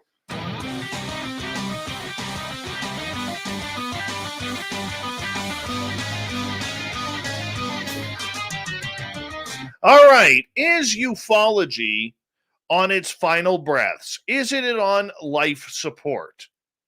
Now, to many out there who will look at the way ufology has changed over the last 4 years, it is starting to become a little obvious, at least to me, that we may be seeing a major change in what we know about ufology. For years, decades, we have seen researchers from Grant Cameron to the late Stanton Friedman, Jim Mars, Linda Moulton Howe, and some of the major players in this field, John Mack and others, go around every part of this topic. From UFOs in the sky to what is the government covering up? What happened at Roswell? What happened at Kecksburg? Do we have crash retrievals? And are the aliens really taking people like Betty at Barney Hill, like Travis Walton? Can we believe those stories? And as much as those topics today are still very hot button topics and much debated and scrutinized, the majority of ufology, especially since the advent of the internet and social media sites from YouTube to Facebook, Instagram, have really taken over the field. We see videos of lights in the sky and people who are just everyday people posting these videos and pictures, wondering what things are that are lighting up that looks a little unfamiliar. Sure, it could be the Starlink satellites, pardon me. It could be other satellites because a lot of people don't know how to track those. It could be the International Space Station. It could be rockets flying by from NASA to Russia's Soyuz program to everything from SpaceX to Jeff Bezos's Blue Origin. We really don't know. But what we do know is that there are anomalies that are going on in the sky. If you look at ufology today, though, over the last 4 years, we have seen a major shift. We have seen experiencers pushed to the side, cast away as those who are just telling anecdotal stories that no, we cannot prove or disprove aliens are here. Experiencers have gone through the realms of being crazy, having mental illness, going through the gamut of everything from imagination to 15 minutes of fame. Go away, experiencers. We don't need you right now. We also see the fact of people who are filming UFOs, dots in the sky that are making strange 90-degree turns or zigzags or circles in the sky, or 1 minute they are there and the next minute they are gone. What does this all mean? Well, ufology has changed. We can honestly admit that. And we can thank the recent news, when I say recent, the last few years of this entire change in the phenomena. We can thank Lou Elizondo. We can thank George Knapp. We can thank people like Jeremy Corbell. We can thank Tim McMillan. We can thank all the YouTube channels.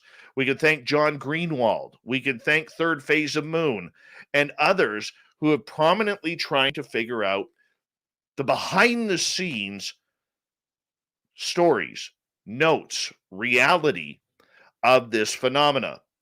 The big game here is the government, especially the United States government. No longer do we see videos, at least being of importance. Sure, I like to look at UFO videos. I like to be shocked. I like to be awed. That's why I go to channels like Third Phase to check them on out. See what they got that's new.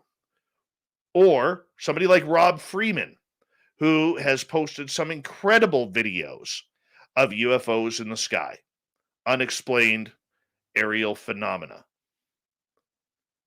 Yet, when it comes to the government side, if you go on Twitter, if you go on the news, both mainstream and alternative, this is where the story has become. And this is why I believe ufology as we know it is on life support. Because no longer is this a game of being something alternative, whether we're an experiencer or we're just someone of interest. No longer do we see the stories of regular people like you and me having an encounter or grabbing a photograph or video being of a level of importance. CGI has ruined that. Fake videos on YouTube and other channels have ruined that because everybody's looking for the clickbait these days. But I'm serious when I say this. If you look at the majority of the new researchers and even a lot of the old guard who have shifted their tune, everything revolves around the Pentagon and Washington, D.C. We need to know about ATIP. We need to know about OSAP. We need to know about Brandon Fugel's Skinwalker Ranch. We want to know what Hal Puthoff is doing. We want to know about Jim Semivan. We want to know about Robert Bigelow and whether or not he is still in the game. We think we know about Luis Elizondo. We think we know what Marco Rubio and Mark Warner on the Senate Intelligence Committee know about this. We want to know if the president, Joe Biden, has been read in. We can speculate that he has. In fact, we know he has. But he still refutes talking about the subject. Same thing here in Canada with Prime Minister Justin Trudeau. That's where the story has taken us. We all want to put the pressure on the government for that dirty word of disclosure. But what happens if disclosure happens? Never mind the narrative that's being played out. What happens if disclosure happens? How is this going to change the entire field of ufology? We know it's going to, but is it going to be for the good or the bad? There are a lot of very smart people and some very dumb people as well who are going to lose a lot of money. We're all going to be affected because the story is over. We may not get everything that we want, but we may get a president of the United States standing at the podium at the White House saying, "My fellow Americans, we have made contact." Then what? Then it's a whole new ball game because no longer will Joe and Jill Sixpacks video of some strange triangle in the skies mean anything. No longer will anybody who is filming UFOs mean anything. No longer will a lot of researchers mean anything. Authors. people who are having encounters. The experiencers, though, may be the only ones who benefit from this, because we find out we're not alone, and we find out that they, whoever they are, have been here. Now we're going to turn to the experiencers as the most important people regarding this subject outside of the government. But this is going to affect a lot of conferences, because no longer is there going to be speculation. We are going to know. What we're going to know is an entirely different phenomena. I do not see things coming to light on topics like Roswell or the Phoenix Lights. Topics that we want to know. What happened at Shag Harbor? What happened over Washington State? Why is Mount Shasta so active? Who were flying the craft over North Dakota over the nuclear missile silos? What was that mile-long craft up in Alaska that was intercepted by the Japan Airlines flight back in 1986? We don't know. This is where it is dangerous for the narrative that will come into play. But that's for another time. Right now, my focus is, how will this change ufology? It will definitely change what we do on this show, because we are going to have to figure out how and what to cover. Because all of a sudden, all of these researchers who've been doing this for years have spent thousands of dollars on camera equipment and night vision goggles are no longer going to be relevant to the subject. Now, a lot of people will say, Dave, you're being a little bit harsh on this, that there will always be time on YouTube and other channels for people to view videos of weird anomalous lights or craft in the sky. But when the government comes out and they've decided to play the game of UFOs officially in the public, because right now it's 50-50. Actually, it's probably still about 20-80 from what they know to what we know. We don't know what they know. We do not know what they are holding on to. Do they have bodies? Do they have crash retrievals and more than one or 10? It is flummoxing to think that this subject is going to push a lot of big names out of it, because there's not going to be anything more to cover. The sources, if you watch them, are gluing together over the last 4 years. They're only talking to certain people. They will only be interviewed by certain people. They'll only release videos to certain outlets. Gone are the days of somebody releasing a story on a YouTube channel or a video. Maybe the bigger channels like Third Phase, but you're not going to see someone like Luis Elizondo bring out another video and put it on an internet channel. You're not. You're going to see that go to Fox, CNN, the New York Times, as we've seen previous. So moving forward, how do you think ufology is going to change? It's going to shift, but is it for the good or is it for the not so good? Because right now I can't tell. I really don't know how this is going to affect what we do on a daily and nightly basis. What I do know is that this UFO background is ever changing. Its ebbs and flows are getting bigger and bigger. And soon we may be hit with a tidal wave of information that we are not ready to handle.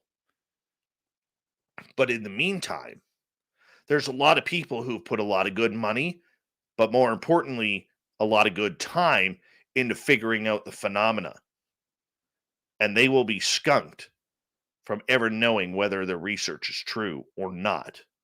It's a dangerous time in ufology, and watching it change, I don't think the UFO crowd right now is ready for it. I can tell you right now, I'm not ready for it. I don't even know now if I really want disclosure, because this means an end to a lot of great stories, a lot of great researchers, and a lot of great radio. That is my Dave 101 for this week. Thank you so much, and we'll talk to you next week on another subject. Let's get to the news.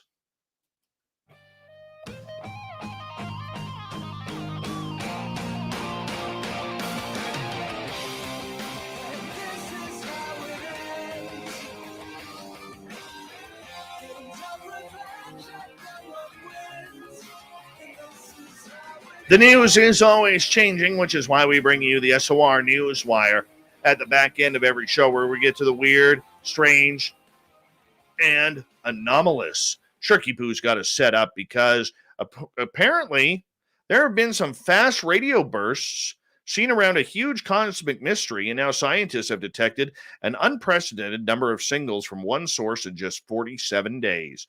Of all the mind-bending phenomena in the cosmos, few are more tantalizing than fast radio bursts. Since the first detection in 2007, these mysterious radio signals emanating from the void have puzzled scientists searching for their source, because they don't want to admit it's aliens. Some of them even repeat and demonstrate unexplained patterns of activity. Now a new look at the first repeater ever discovered, FRB 121-102, first observed in 2012, has revealed some amazing insights. An international team of scientists recorded an incredible 1,652 independent radio bursts from the mysterious source in just 47 days, according to a study. The findings represents the highest activity ever recorded from an FRB, with 122 radio bursts coming in the span of 1 hour in one instance. The scale of the discovery is remarkable. The total number of previously reported FRBs from this source was a mere 349. This is the largest sample of bursts from one FRB source collected so far, said Dr. Bin Zhang, a professor of physics and astronomy at UNLV and the co-author of the study.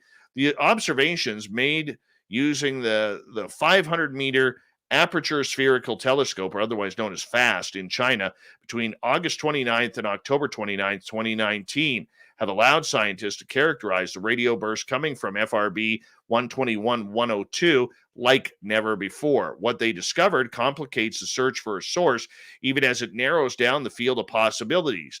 Vast number of detections allowed the researchers to thoroughly research for any sign of periodicity or quasi-periodicity, meaning a pattern in the repeating signals that might indicate a single spinning source, such as a pulsar, or maybe nothing.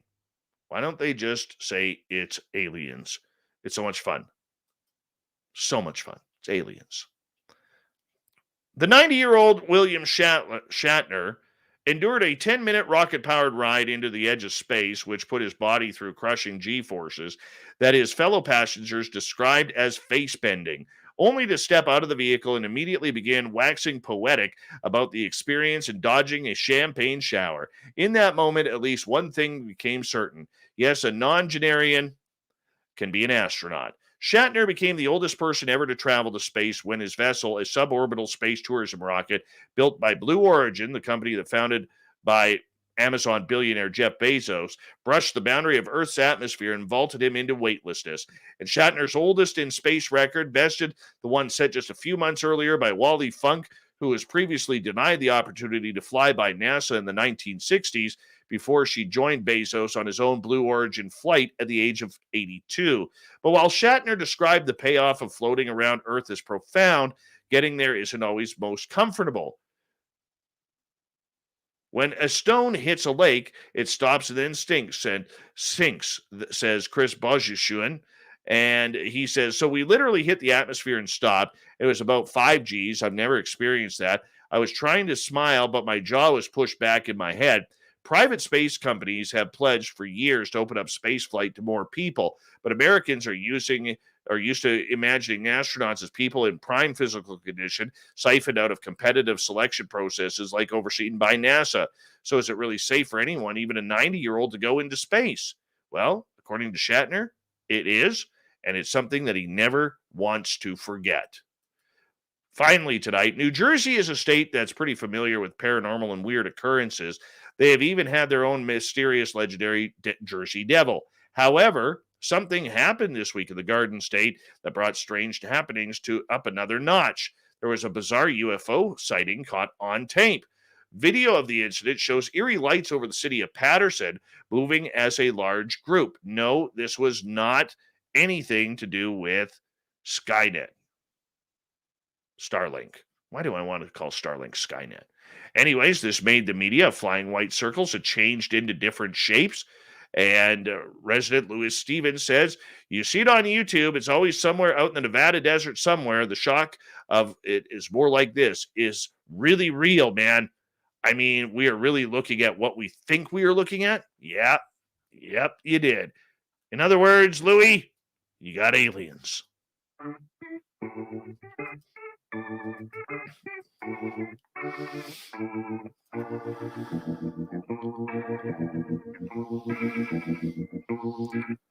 Thought of the Dave happens every night at this time, where we ask a question on our Facebook and Twitter pages, then read your responses. Today's Thought of the Dave is as follows. What's your favorite Halloween tradition? Deb.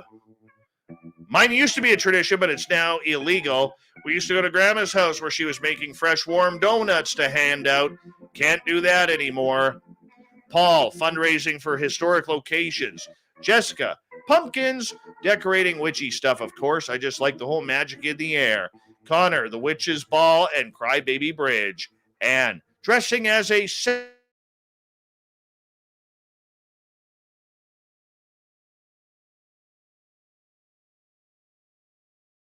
sexy nerd. Didn't make it into a cheesy, but ultimately tried to make it into a good film, but failed. Thank you to everybody of the Thought of the Dave. Thank you to Steve Stockton and Shirky Poo as we wrap up tonight. We got Mr. Ron Bumblefoot Thal rocking in the background with Little Brother is Watching. Bumblefoot is the official music of Spaced Out Radio, rocking us in and out of every single show. Get your horns up for the guitar god himself. Special thanks to everybody listening in at work, at home, in your cars, wherever you may be. Thank you to everyone tuning us in on YouTube, Twitch, LGAB, Revolution Radio, Facebook, Spreaker, the Space Travelers Club, and on Twitter at hashtag Spaced Out Radio.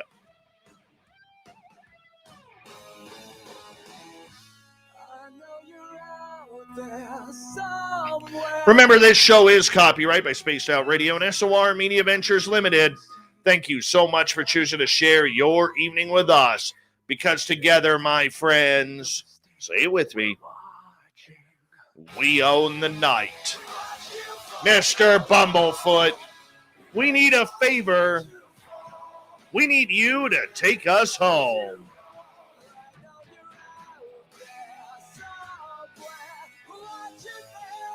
Yes, the Woo train has docked for the night, but soon, my friends, we shall ride again. Your seats are always available. Your tickets never expire. And if you want to bring a friend, we've got room for them too. Good night.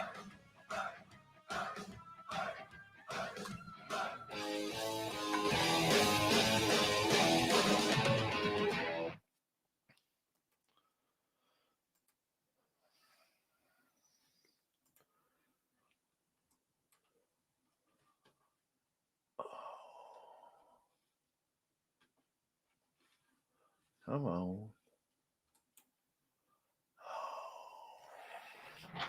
Good show. Oh, I'm getting congested and sweaty. Time for some Advil cold and sinus, Dave believes. Yep.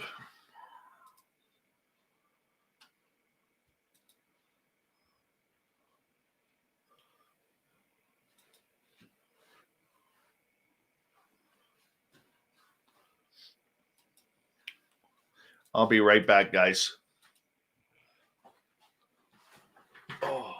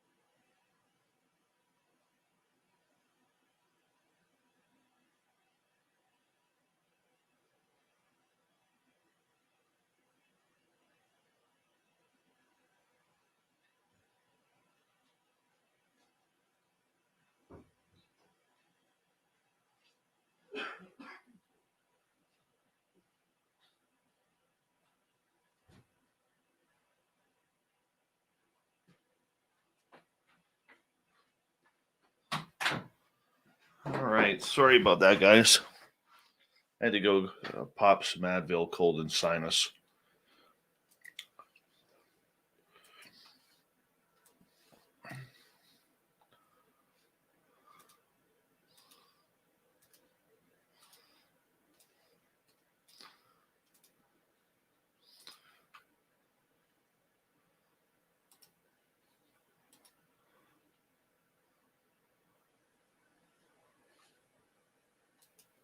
How we all doing, people? How we all doing? All right. One day away from the weekend, the Crypto Guru up tomorrow night on the show, where we'll all get a little bit of guru time.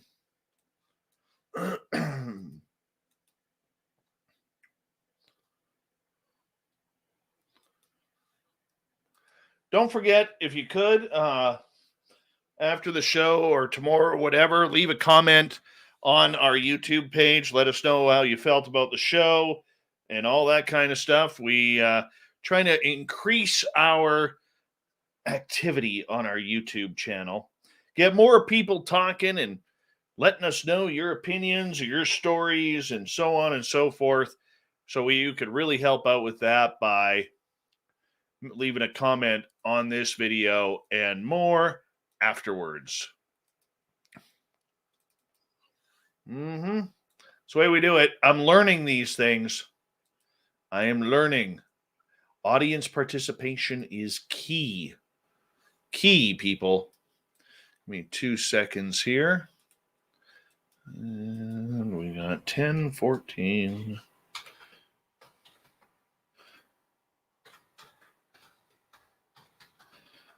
Wasn't Steve Stockton great? He was amazing.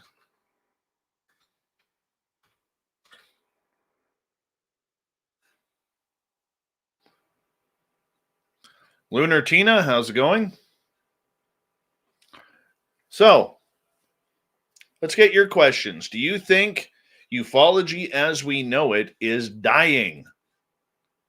Let me know. I want to see your comments. I want to see your questions. Let's talk about it. Or is old Davey just on the wrong because I haven't shaved in a while? Hey, I'm on holidays. I'm not shaving on holidays. Well, not holidays from this show, but holidays from my daytime job.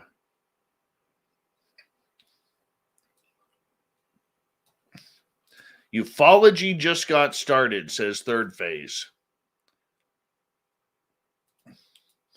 I agree. We're into a new phase of ufology. Wholeheartedly agree with you guys on that. But ufology as we know it, I think, is on life support. Oh, ufology. Sorry, guys. Ufology.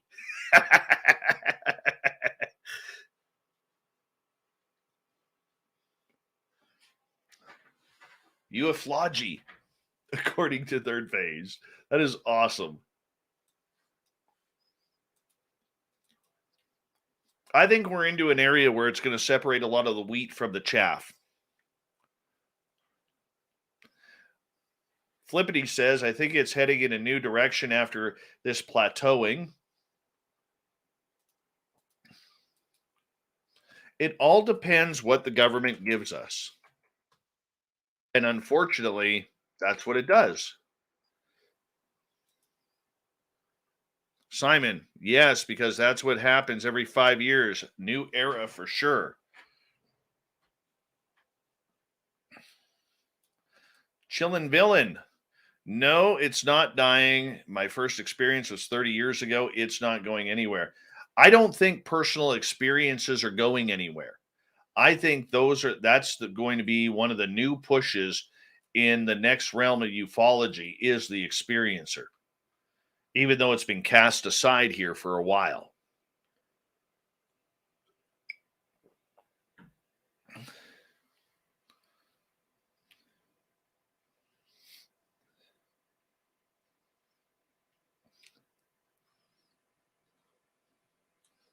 Hold on. What is this by Sherry? Dave, my daughter wants to do away with her husband because he wants her to go an extra week and have the baby on Halloween. Hey, that baby is going to happen when he happens. He might just decide, well, I want to come on trick-or-treating night and ruin the night for everybody, send mom into labor, and then not have it on on Halloween, but have it on November 1st. Could do that. Babies are weird that way.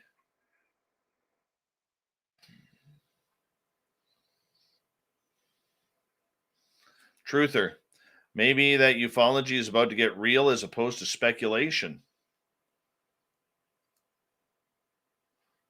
Sovereign, obviously not a fan. Ufology has always been in the toilet. I disagree with that.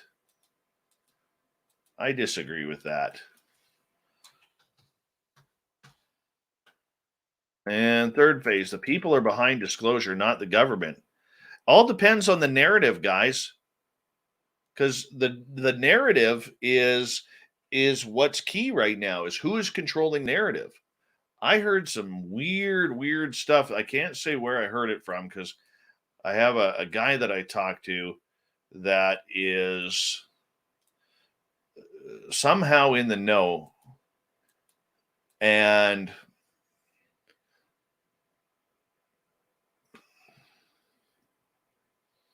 there's the fedora wearing John Hudson. There he is.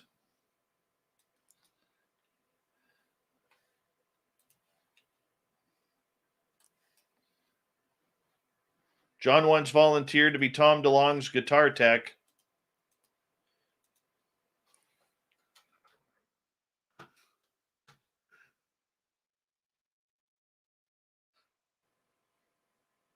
Wallet Moth, how you doing?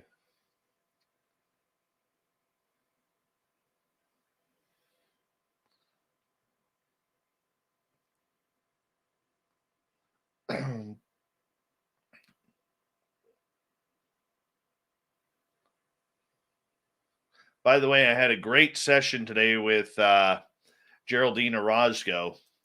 I did one of her DNA reprogrammings today. That was pretty real.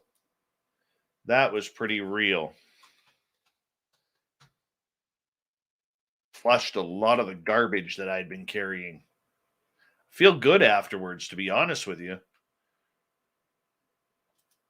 Spaghetti Lee, ufology has changed dramatically since 2017. I've been studying it since the 80s.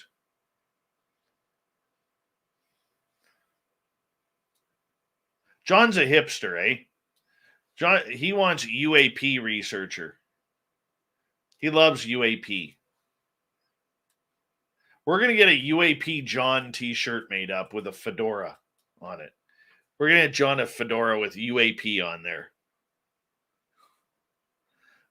All right. Ivy, how else can UFOs be brought to mainstream other than what Elizondo, TTSA, etc. have done? Would experiencers be able to do the same? No.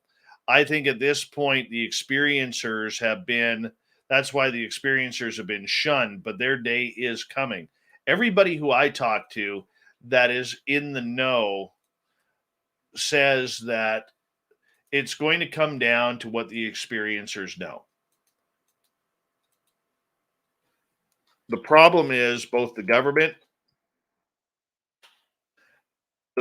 narrative, and the mainstream public are not ready for that yet. That's why the TTSA, or led by the TTSA, they really segregated UFOs to UAP and UAP from the experience.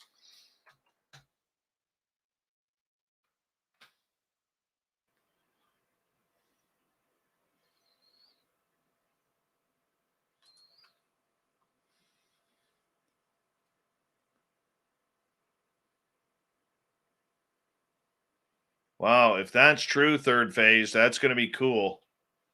That's going to be very cool. I talked to Jim Goodall yesterday. He's in Minnesota right now until the 19th.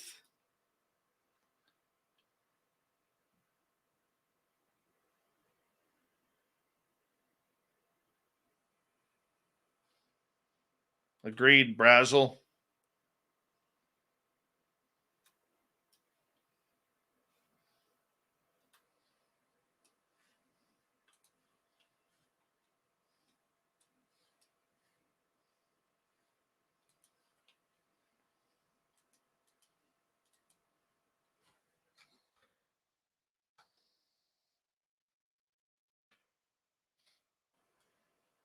Agreed, Spaghetti Lee.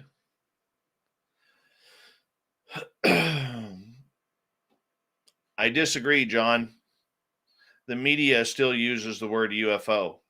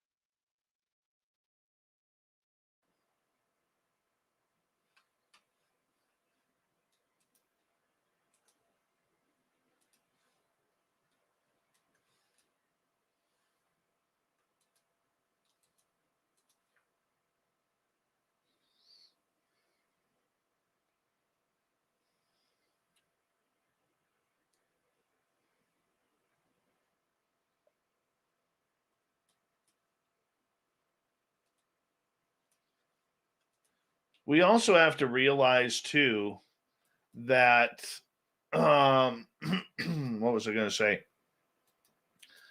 That the field is going to expand a lot more. Thank you, Aussie Ange, by the way, for that beautiful super chat. Really do appreciate your love of this show.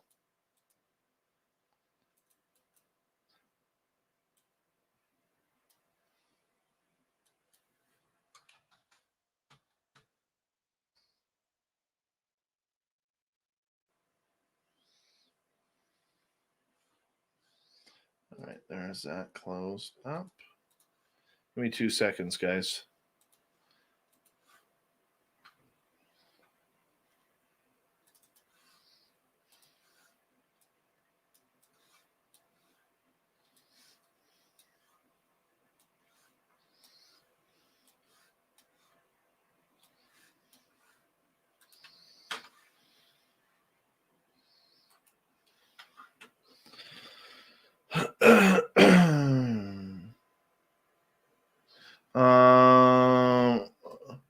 Hold on.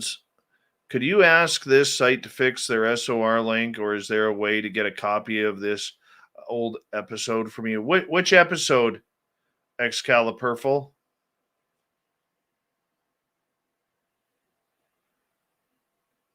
Which episode? Because I don't see a link on there.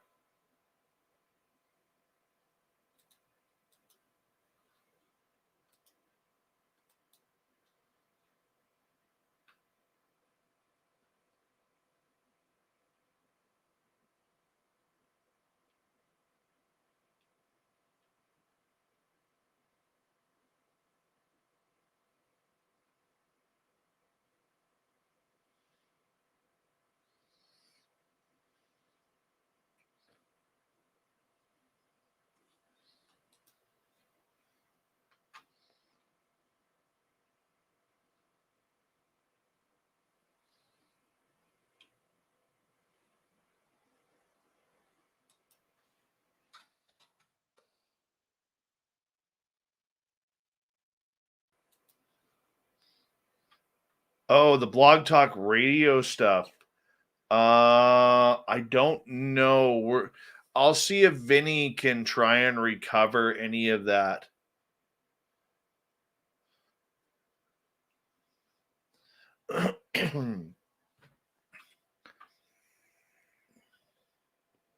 We have been live since November 30th, 2014.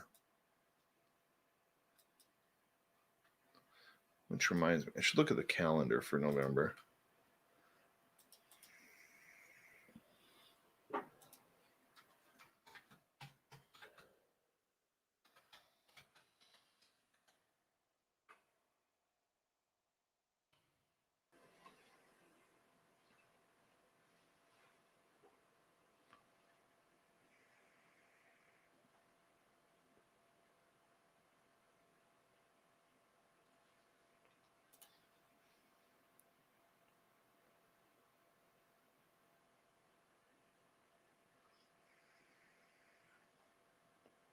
Oh, thanks, John.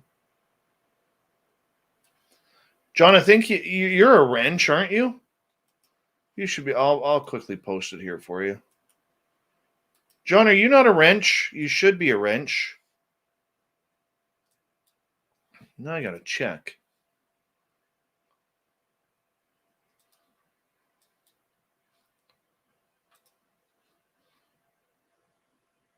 Yeah, you're a wrench. You could have added it.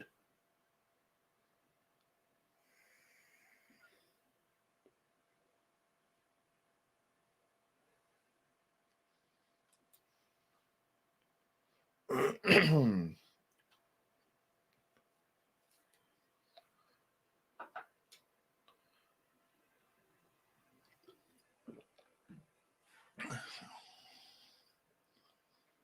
that off.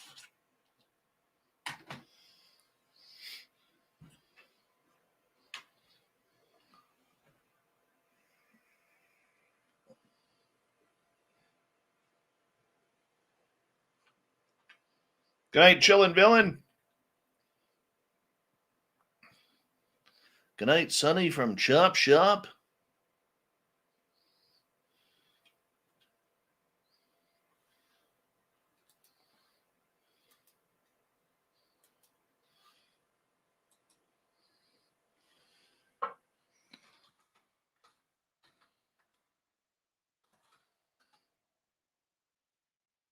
What I love about John, he is way on the ball. Way on the ball.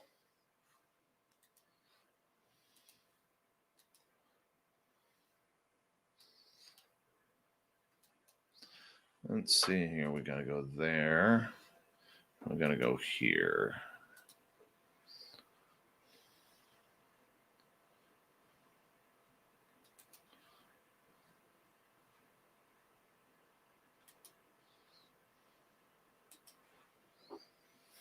Look at the calendar.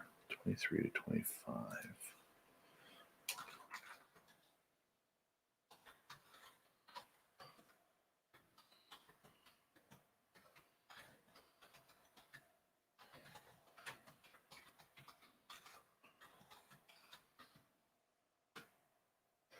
What do I have for December?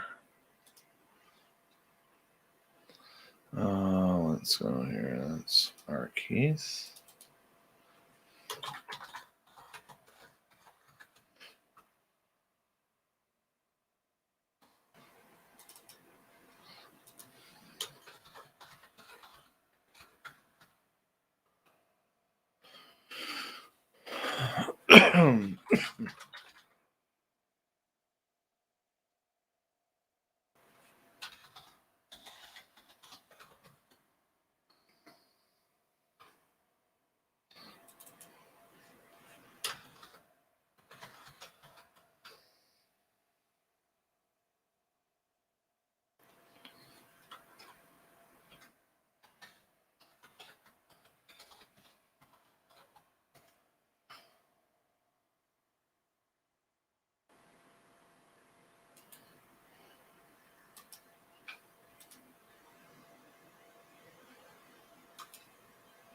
Too late.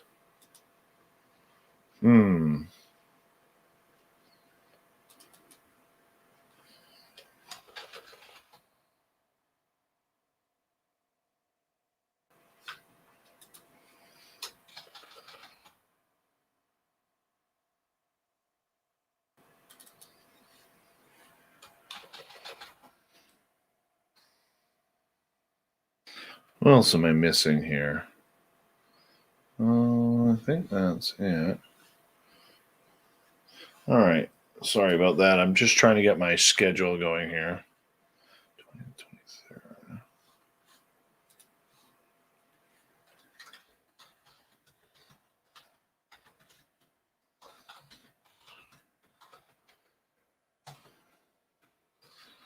All right. Let's go like this. 2 seconds, guys.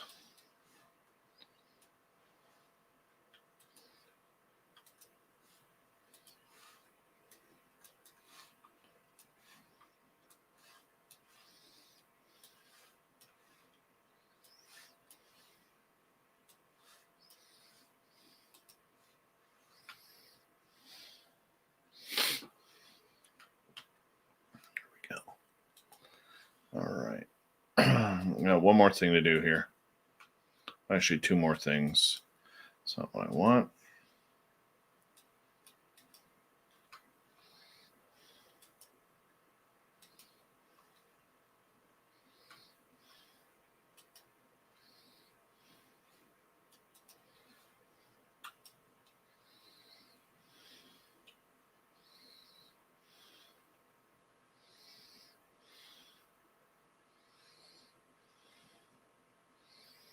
Where's the save button?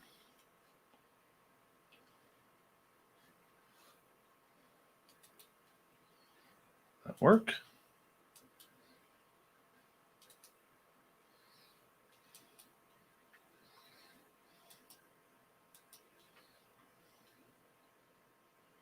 Apparently it did. There we go.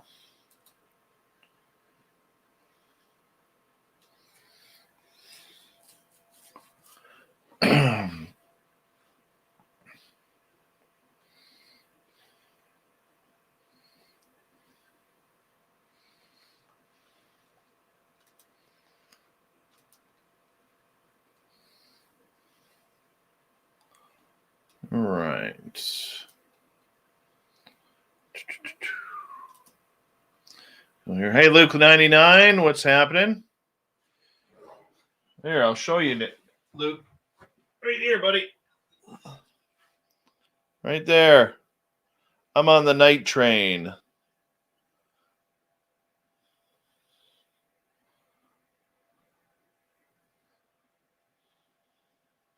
Full bottle. Never opened. A whopping $8.99 for that cough syrup. Gecko Life, what's happening?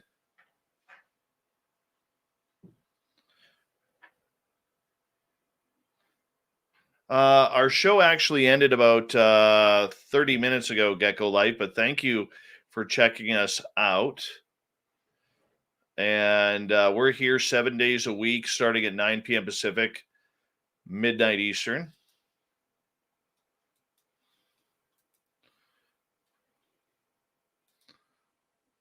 Hit that subscribe button if you don't mind. Ring the bell. Always feels weird saying ring the bell. I don't know why, but it does.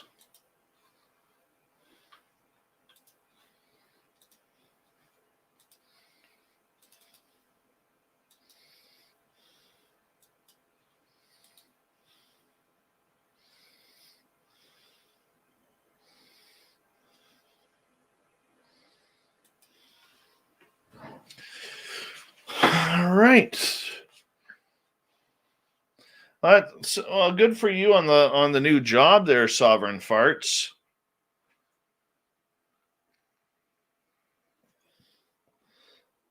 Good night, Ed Clater.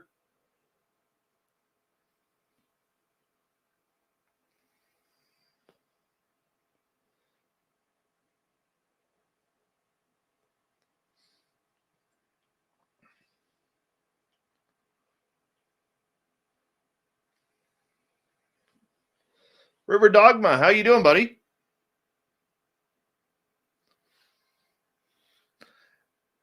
Yeah, if everybody wants to check out some new videos after this, go over to Third Phase of Moon channel. They'll have you all ready there for a new video that they're going to put up. Bumblefoot was not on the original Appetite for Destruction. He came in during the making of Chinese Democracy in 2008. He replaced Buckethead, and then he stayed with the band through their No Trickery tour in 2014. That's when Axl told the band that Slash and Duff were coming back to the band, and he was doing the reunion, which started on April 8th, 2016 in Las Vegas. I was there opening night. Thanks, Gecko Life. Appreciate that.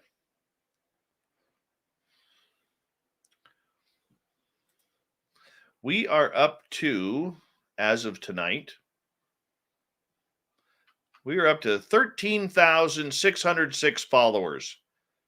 394 to go to 14,000. That's kind of cool. I watch that number every day. It's kind of really cool to watch. It's my little geek thing that I do.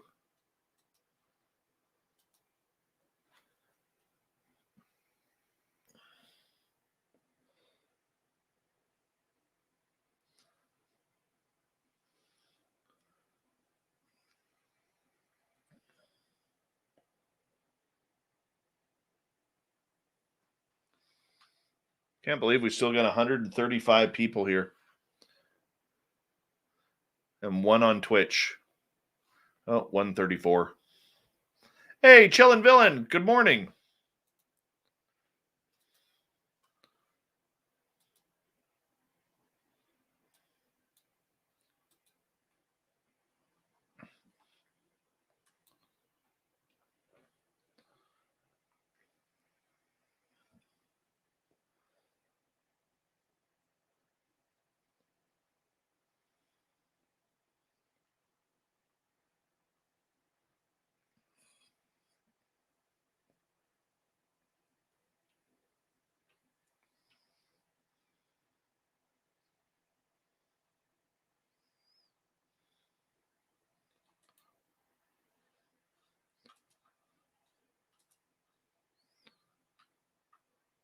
What is the painting behind me? Oh, wrong way. Sorry. Oh, get your head out of the way. Which way do I gotta go? I gotta go this way? Or that? There we go. That one right here is a drawing that one of my biggest fans sent me a few years ago.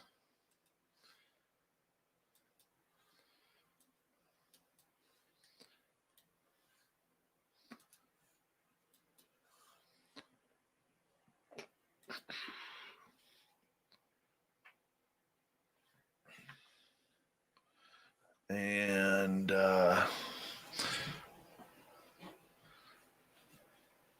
well, I'm kind of mixing right now. I got pineapple here and I got grape here. Whatever one I grab.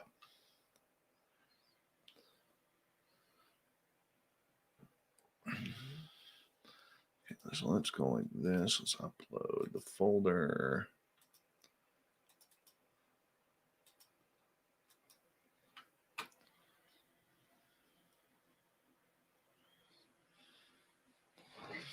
Go. Close these ones off because they're done. Should I grow the beard out again? I'll leave that up to you guys. Should I grow the beard out again or not? I'm at that point where I got to make a decision.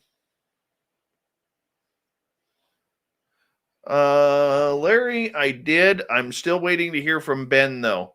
Then I'm going to do the ordering. I'm giving Ben a break here because he just became a new dad this week or last week. So I'm just waiting on him. I'll try and work on that tomorrow for you.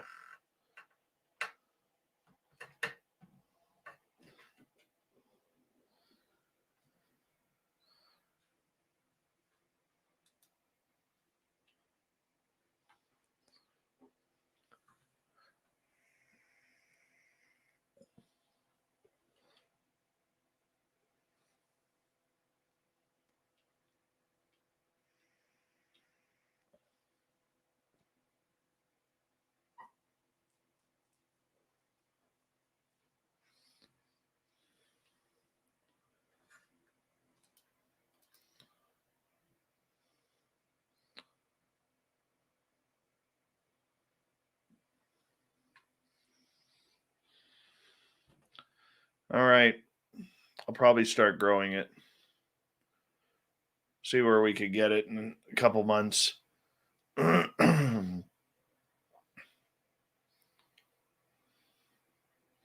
May color it.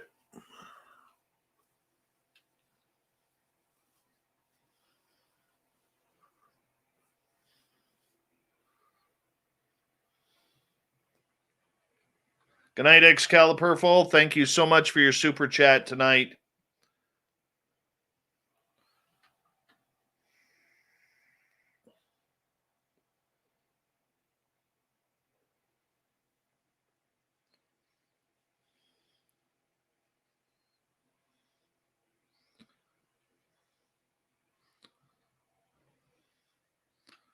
I'm not going blue, you weirdos.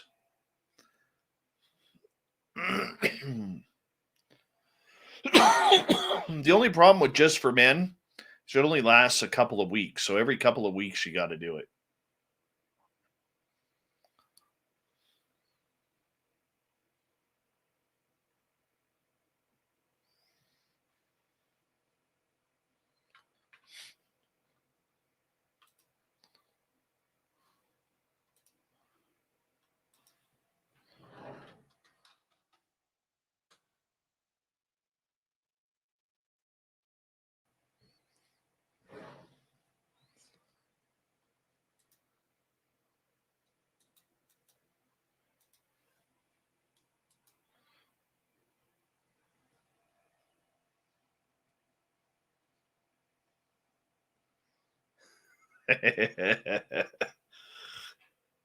You guys make me laugh. Stu Gerson. Right there, buddy.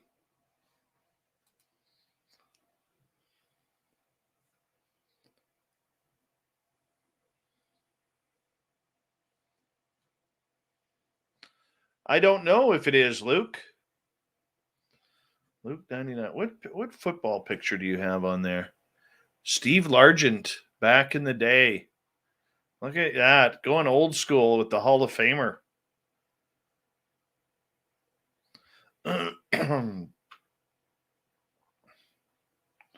Jason Pearl, what's happening?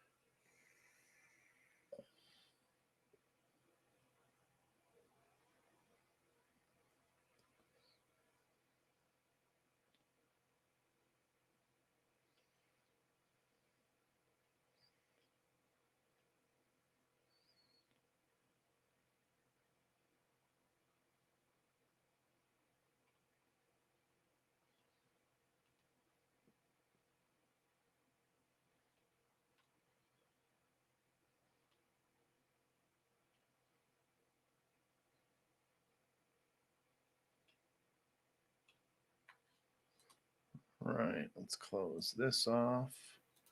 Close that off. Tomorrow night on the show, we got the guru, Ronald Murphy, coming on in to talk about cryptids and monsters. Be another good night of chat.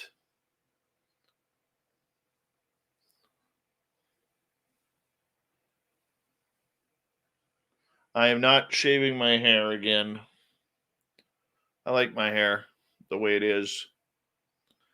I'm going to start getting out of here, guys, because I do have to get my son up for school in the morning. I wanted to say thank you to everybody who is tuning us in tonight and hanging on out. Hey, Steam Trained Mark, how's later today looking? I am alive. Thank you. Appreciate you, buddy. I always need that update. Big thank you to Simon ×2, Smithy, Sally, Mark, Ed, Tessa, Excalibur, Kira, and Aussie Ange for the amazing super chats tonight. remember, it's a great way to support what we do on a nightly basis on this show. And we really do appreciate the love and support that you guys give us. Thank you for sharing the show, doing whatever you guys do to help make us popular and keep on growing. And a big thank you to my team for a great week of work this week. They're working so hard, busting their asses on a daily basis. Make sure you say thank you to them as well. Thank you to all of our new subscribers out there. Remember, if you are new watching this, go right about, right about here, right there. Hit that subscribe button, ring that bell, and make sure that you know that we are here 7 days a week for your listening ears, starting at 9 p.m. Pacific, midnight Eastern. And if you aren't following us on social media, follow us on Instagram at Spaced Out Radio, and at Spaced Out Radio Show. My personal handle is at Dave Scott SOR. At Dave Scott SOR is my personal handle on Twitter as well. And our main handle is at Spaced Out Radio. And if you are one of these people who is on Twitch, you can hit that subscribe button at Spaced Out Radio Show as well. I want to say a big thank you to everyone tonight. We'll talk to the guru tomorrow night, everyone. See you later.